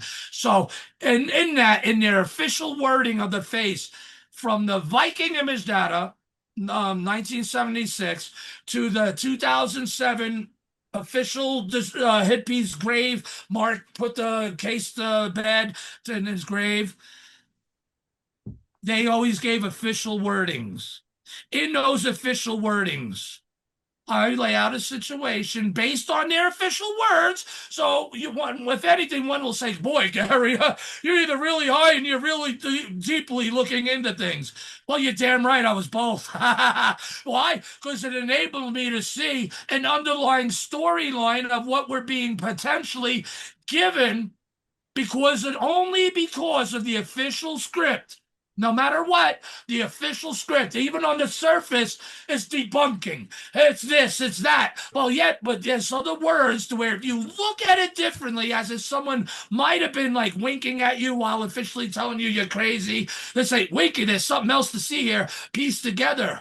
And then you get an underlying storyline that describes why we don't see that officialness from them, and confirms what I'm revealing to you here of what we're seeing in the data. Am I crazy? I don't know. You people are going to have to figure that one out for yourself. But all I know is that I had the brains enough to see it and put it forth, no matter what one thinks of it or not.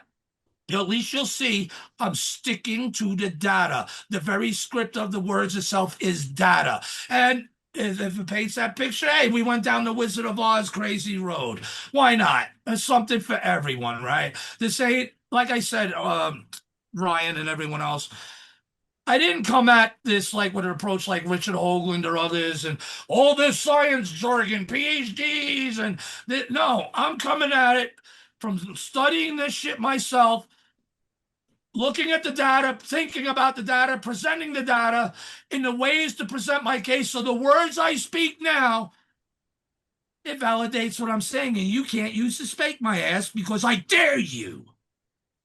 And I mean it. I dare you. I want to see that data. I want to see that data that spanks my ass on all this, because if you can't, what does that alternative tell you?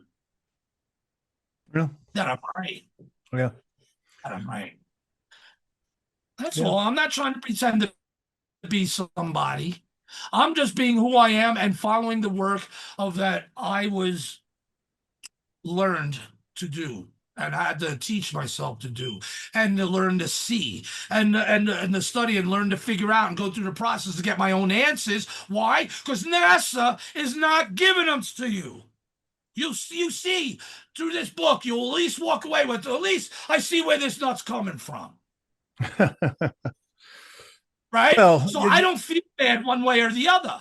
No, and I don't think that people are gonna, anybody with their head screwed on halfway decent understands that there's a lot more questions than we're getting the answers for. So it's not like it's not like we're being it's not like you're even being a wild man by saying what you're saying. I mean, what you're saying is something that I think everyone knows, but I think your best point, and like I said, your book is data driven, which I appreciate. But yeah, I think you're right. I think you're absolutely right. Don't give me a little wireframe computer generated images of something and just say this is it. Like no, and like the spikes on the forehead, where are those? Where's the shadows of those? Where is, there's just all the relief. It's all the relief that looks smooth in the images and how they present them. Because that relief, remember, has contours and it's artistical relief. We're going to see the rises. We're going to see obviously the shape from shading sees it because that's what enabled me to show the true shape of the face. And now I used that same position.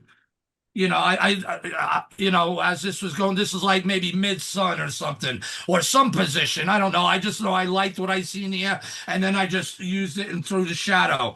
Obviously, when you see the shadow, it looks like that.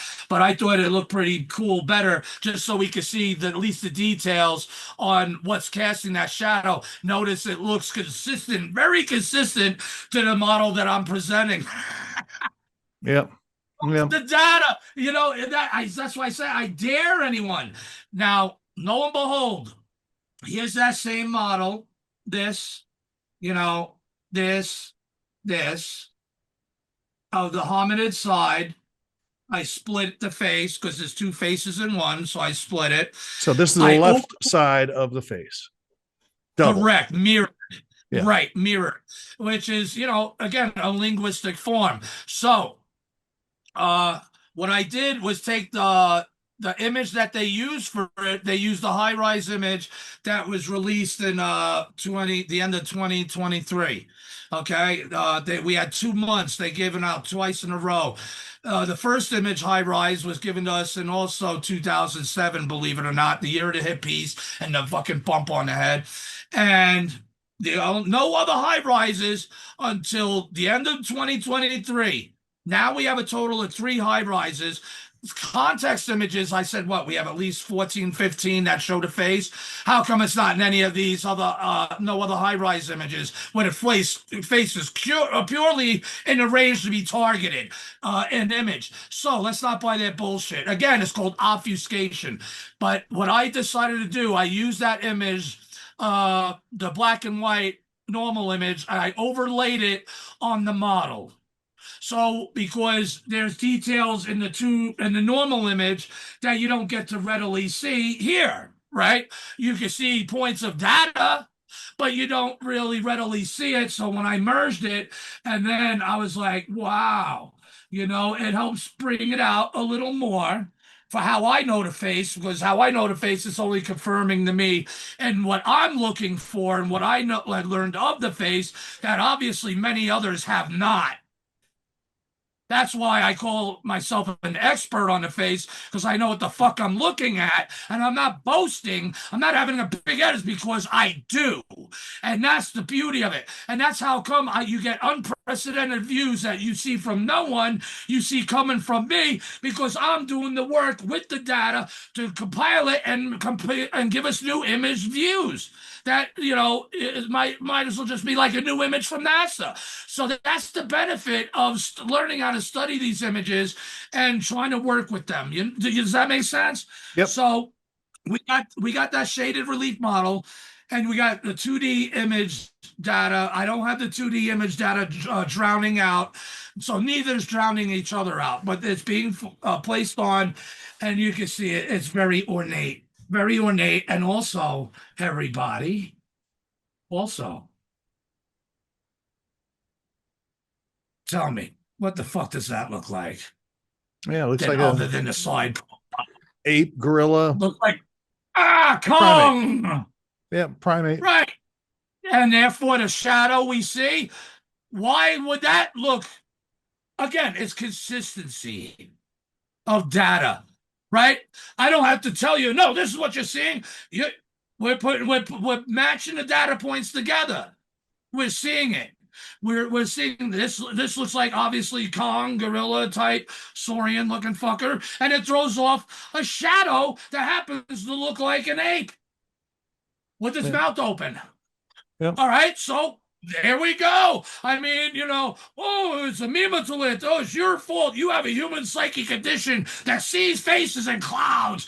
Bitch, this ain't a cloud. This ain't moving. This has been etched in stone or metal for up to 500 million years when a nuclear blast went off not far away from it. And surviving that nuclear blast along with its hardscapes. Why? It definitely ain't being fashioned by 200-300 mile fucking per hour dust storms of iron oxide, which I heard and no one has refuted yet. I really want this question answered because someone, a scientist, told me if you were standing in that dust storm that's coming at you here on Earth, you're blown out. You're down the street. You got a split skull, right? On Mars, it ain't knocking you over. So how the hell is it carving visualizations of hominids and felines? Oh my. And bears. I mean, it just doesn't make any sense. So again, here's some other views. And if you have questions, Roy, I'm just going to, like I said, I'll show a few more pictures. If you want to talk, I'm just showing data. If you want to, don't let me hog this, please. It's been a while since I've been on anyone's show, so I appreciate it. But I'm excited to see the kitty cat side. So there's this thing, that's how it looks on the ground view away from it. That's definitely an interesting view. Definitely don't look like how NASA presents it all. There's another view. I hope I got the kitty cat, side involved in this. But notice all the little pyramidal shapes. Oh yeah. Notice the pyramidal shapes. Notice the pyramidal shapes, of things. This stuff everything has been etched. Everything is carved.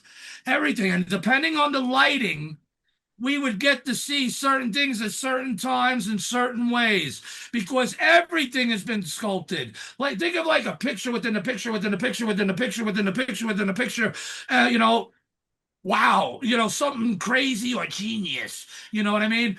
And that's how this place was carved. That's how it was made. Even its so-called craters. Look at this. This thing's part of the artscape. You can see all the art going up to it, carving from it, or it was potentially some other structure. But, ruined or not, you can still see the artistical imprint of what it once was and where it fits in the picture. What came first in the chicken and the egg? Now, mind you, people love to say that this was sitting in an ocean. This is the shoreline. Well, then what came first, the ocean or this shit? And the ocean covered it, or did the ocean go and then they carved the entire hemisphere? You can't have both. Yeah. At once.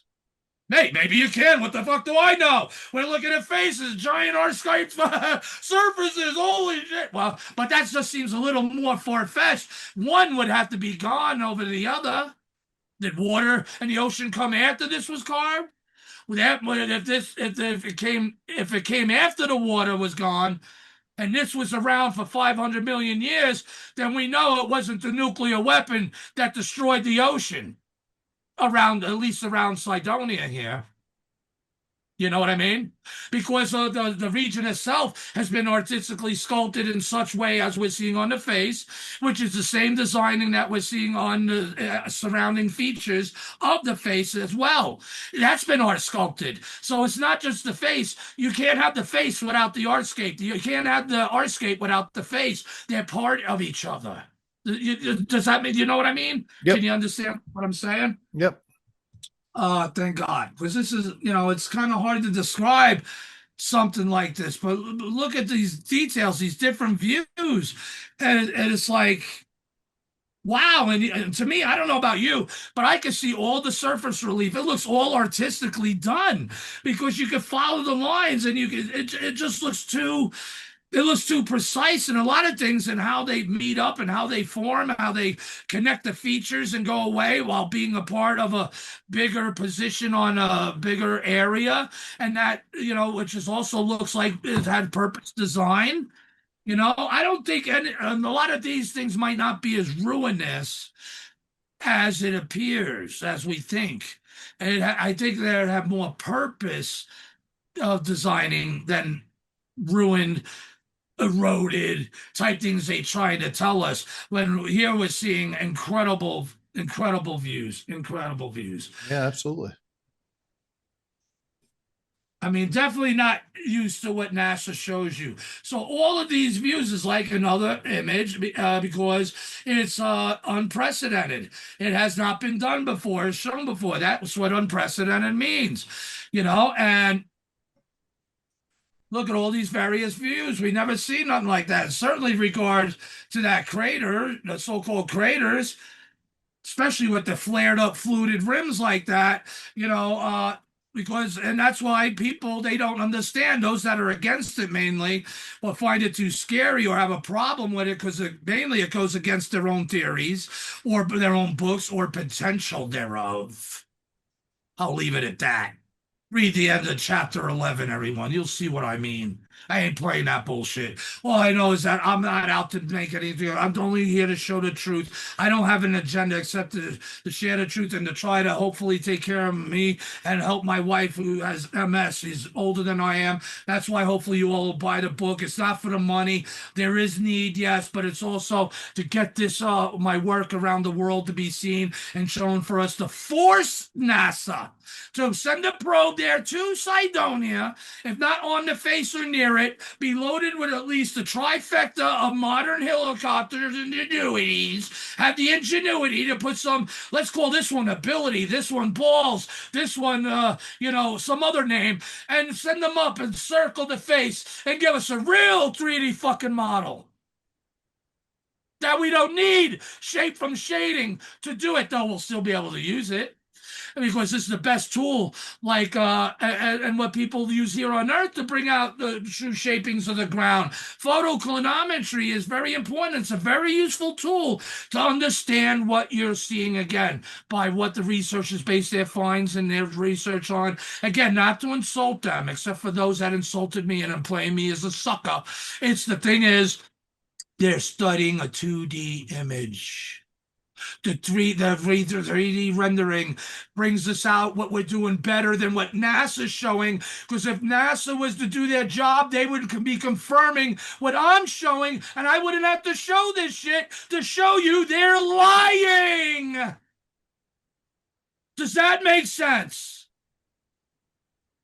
Someone's wrong here. It ain't me. Everything that NASA's given us is certainly not matching to their words. It's contradicting them, but it's validating and vindicating the data to which I get from them and others anyway. If it's reflecting consistent data, Ryan, what would you rather use, the data, or do you listen to the bullshit, to the words? Do you listen to mere words to convince you that something is real? Or do you? Data. There you go. I want the data. There you go, especially when there's data there to be had. So how come I'm revealing it, and therefore it's really revealing their deception? So now, beyond mere tricks of light and shadow, it has puns to it in this book. That's why it's unique, at least to me, in my mindset. Hopefully you all, again, I'm not a Hoagland. I'm not a PhD science. I come at this with a different approach. But what I provide is the data and connections, and to be able to back up my words by the data and give you my input. And that's why I say what I say. And then I say this: prove me wrong. I dare you. Please. It's not like I wanted to believe this shit. But I'm glad I do, because it matches everything of what I was learning from all the two-dimensional data. This 3D data. Again, I'll say it, shape from shading is an excellent tool to get to better see and or better understand what you are seeing two-dimensionally. That doesn't mean it's going to rule out what you may see and the benefits thereof, but it'll change things a little. Just like it changed here forever, all of you. The true shaping of the face NASA wants you to see. And what they give me is a spiky gift of light and shadow on Hoagland's birthday, confirming my model. That's awesome. So Hey, I don't know what more to say on that. Yeah, that's But awesome. That's where we're at. And this is the latest data of what we have now of over 20 years since anyone's put forth a book or a video show. And this ain't nothing.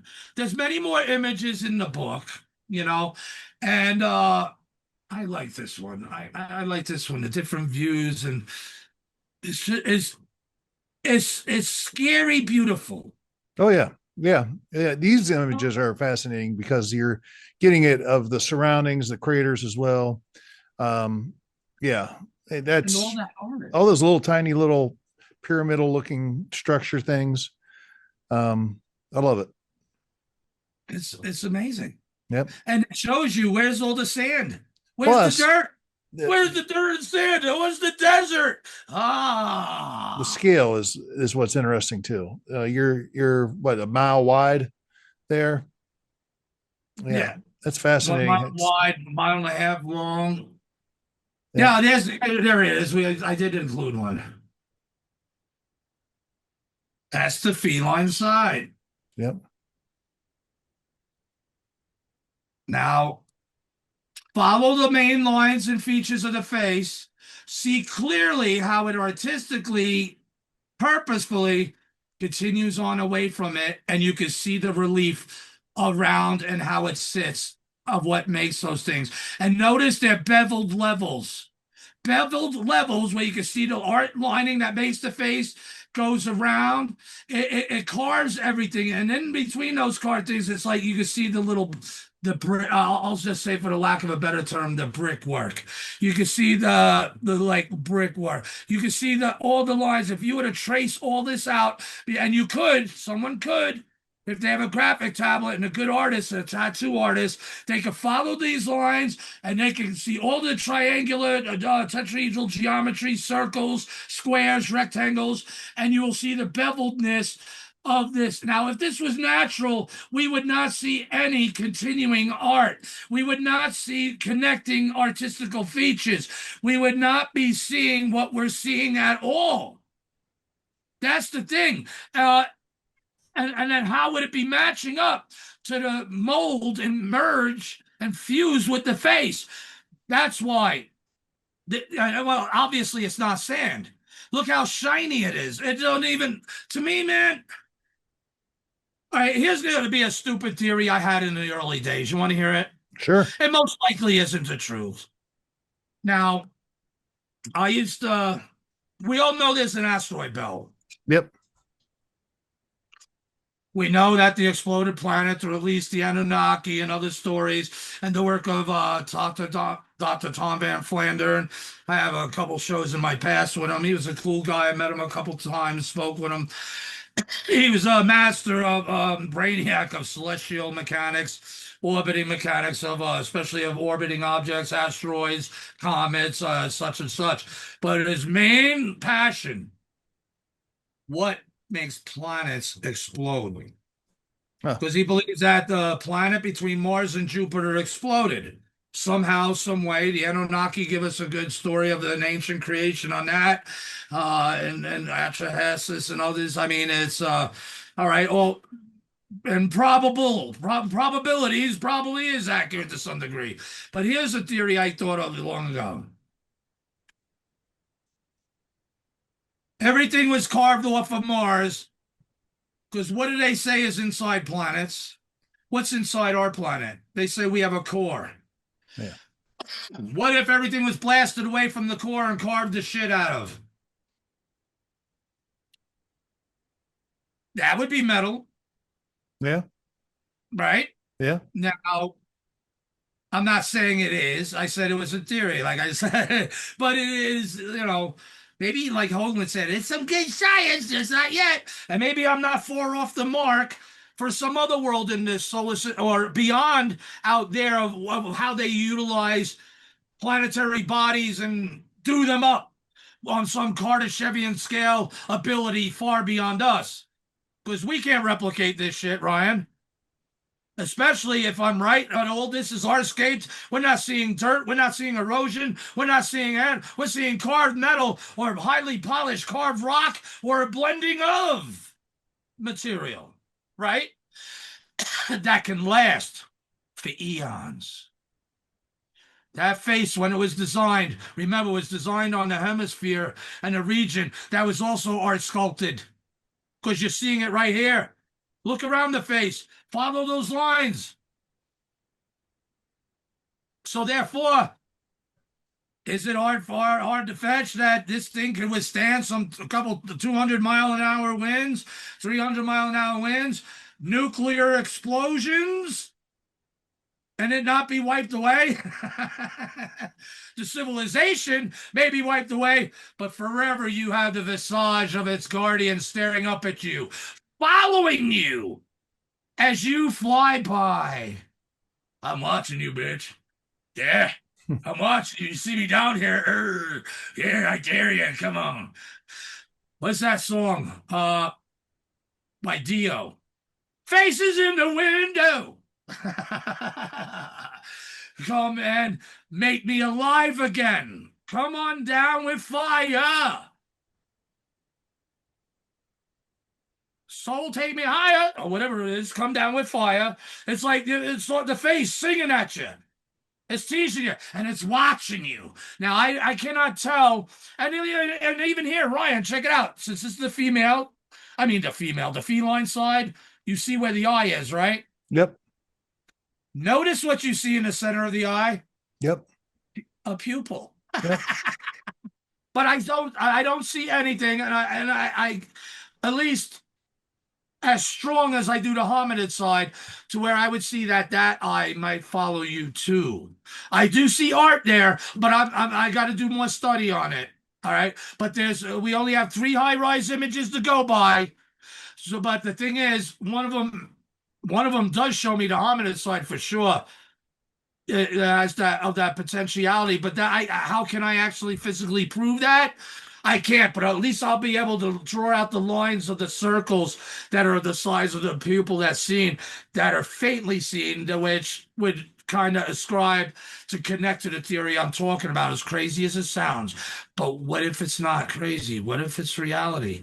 A living art. Certainly whoever could do something like this to a planetary surface that's making split faces, that they could have an eye following you across the sky, especially when it's beyond mere tricks of light and shadow.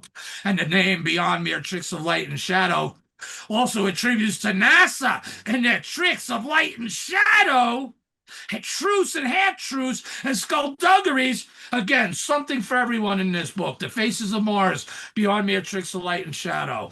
Hopefully you all buy it. Again, it'll help me be able to take care of my wife. She's got MS, and I could use the help, but the more that helps me there, then I could bring the next editions out, because I at least have 5 or 6 other titles to bring forth there, and you guys ain't seen nothing.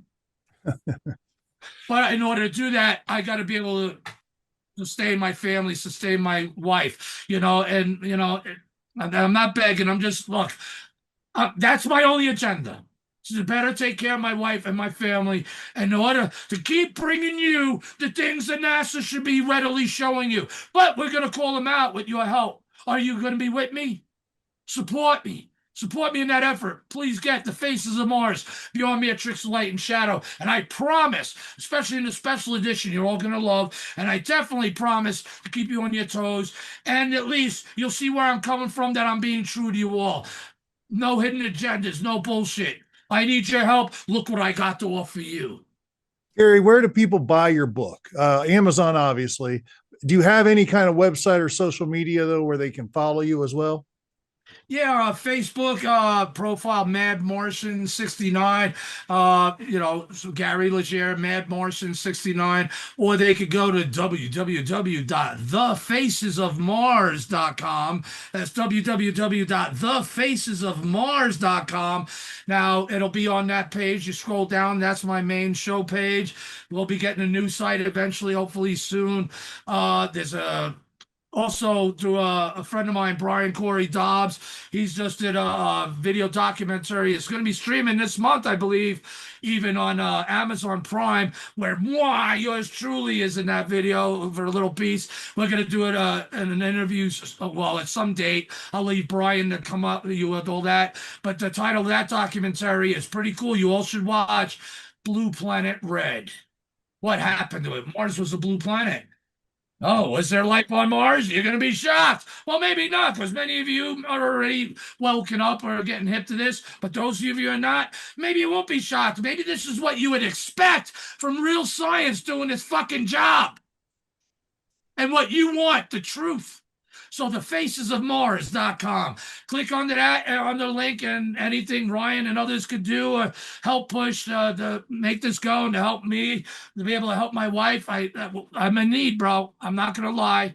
And I'd be crying right now, but I ain't going to allow that because I'm bigger than I'm stronger than that. With your help, I'll survive because I got something everyone needs, which is what? The truth and the balls to fight and to speak for you. All I need you guys is to help me. That's it. And I promise to keep rocking your world. Because you know what? This rocks mine and my life ever.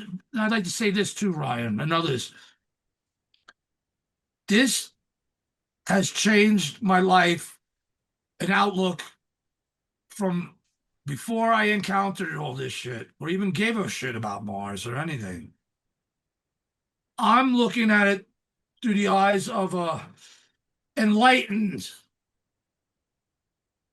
I'll just say educated, enlightened. Like, secret knowledge, yeah, those that keeping it from you.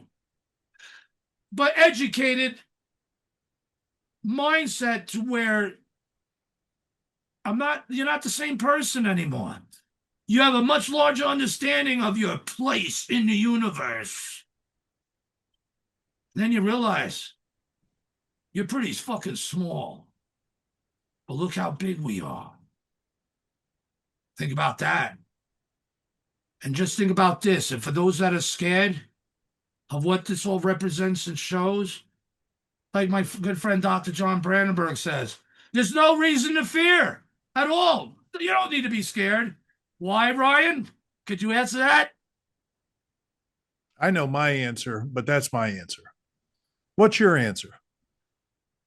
They're long dead. They're long dead. They're gone. All we got is this living art looking up at you. Think about it. That's our inheritance. So you don't think they got out, got away? Anything? Of course I do. Yeah. Of course I do. You know, or like I always used to joke about on my show, The Martian Revelation. Yeah, we're gonna go there. Yeah, for those subsurface illegals.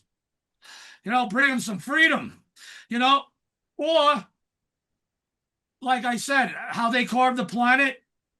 Who the hell is gonna stay there, allowing themselves to be bombed the shit out of existence with the capabilities of modifying planetary hemispheres, let alone mountains, or hills, or buttes, or mesas, or massive, or mammoths, or whatever you want to call it. NASA can't figure it out. What do you call it? Yeah.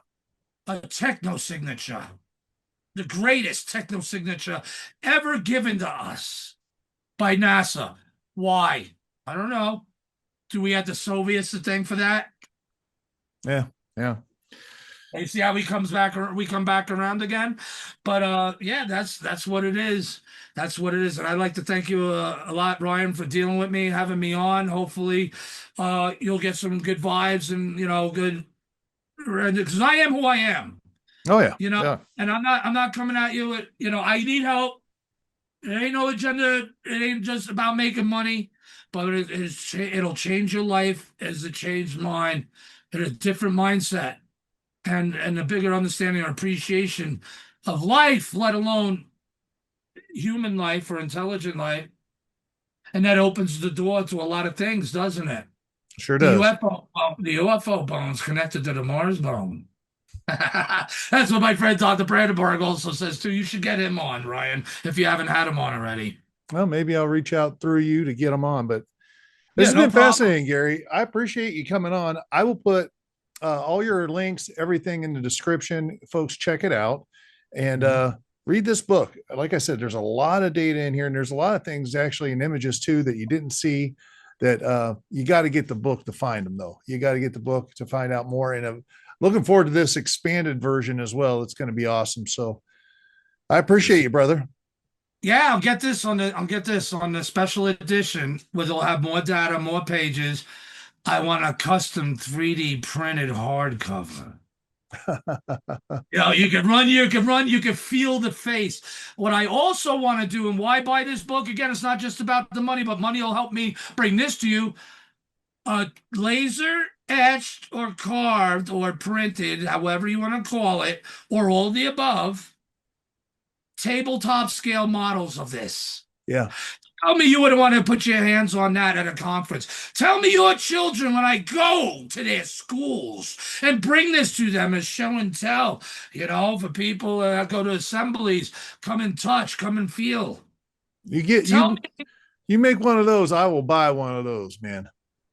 I need help to put it together, and that means someone with that knowledge to make it happen, that has the money, that costs money for materials, and has the money for those machines. If you know someone to help me put in touch, help me, Ryan. Help me. God told me that line, brother. It's for us all. That's awesome. All right. So anyone else out there, MarsRevealer@gmail.com. MarsRevealer@gmail.com. You can email me if you have any suggestions, or if you can help with this or would like to donate.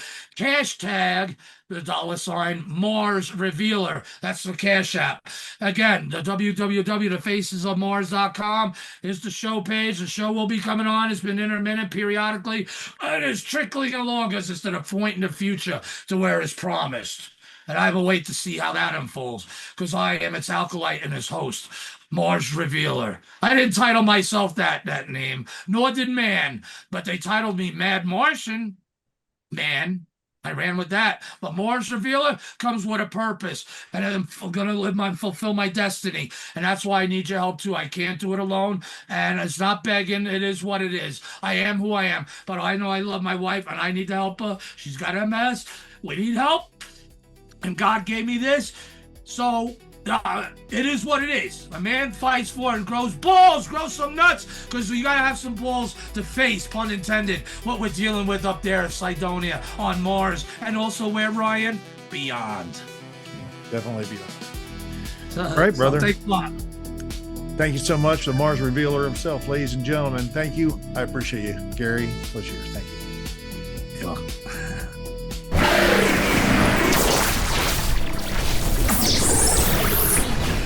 That's a wrap on this After Dark ride with Gary Leggiere. Man, when Gary gets going, you just hang on, enjoy it.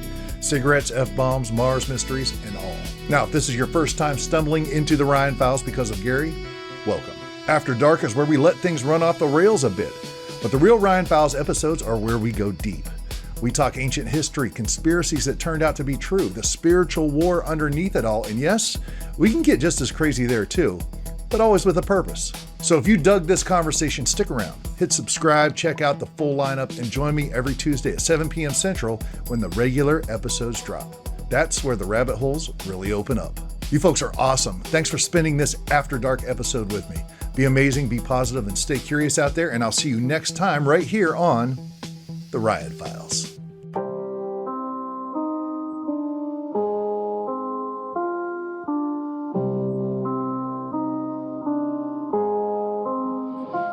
Whispers in the static, secrets leave a mark. Truth ain't in the daylight, it lives after dark. Ryan's on the trail, pulling threads apart. The Ryan Files after dark, this is where it starts. Angels on the skyline, demons in the mist. Giants in the earth, fists the size of cliffs. Nephilim footprints, history's abyss. Pyramids aligned, but who's making the list? God sleeping. Yahweh's thunder roars. Secrets in the scriptures, knocking on the doors. From Eden to the stars, the questions never pause. What's the cost of the truth? It's written in scars. Pages burning, lies unravel. Footsteps crunch where the ancients travel. Voices whisper where the echoes babble. Stay curious or let the shadows grab you. The Ryan files after dark, peeling back the veil, igniting the spark, searching through the cosmos. Truth leaves its mark. Stay curious, stay curious. This is just the start. This is just the start. This is just the start. This is just the start. Yeah, aliens in orbit, angels on the ground, lost in the labyrinth where the secrets are found. Conspiracies buried, hidden in the sound, digging through the ages, pulling truth profound. Jesus in the margins, gods in disguise, demons in the shadows, lightning in the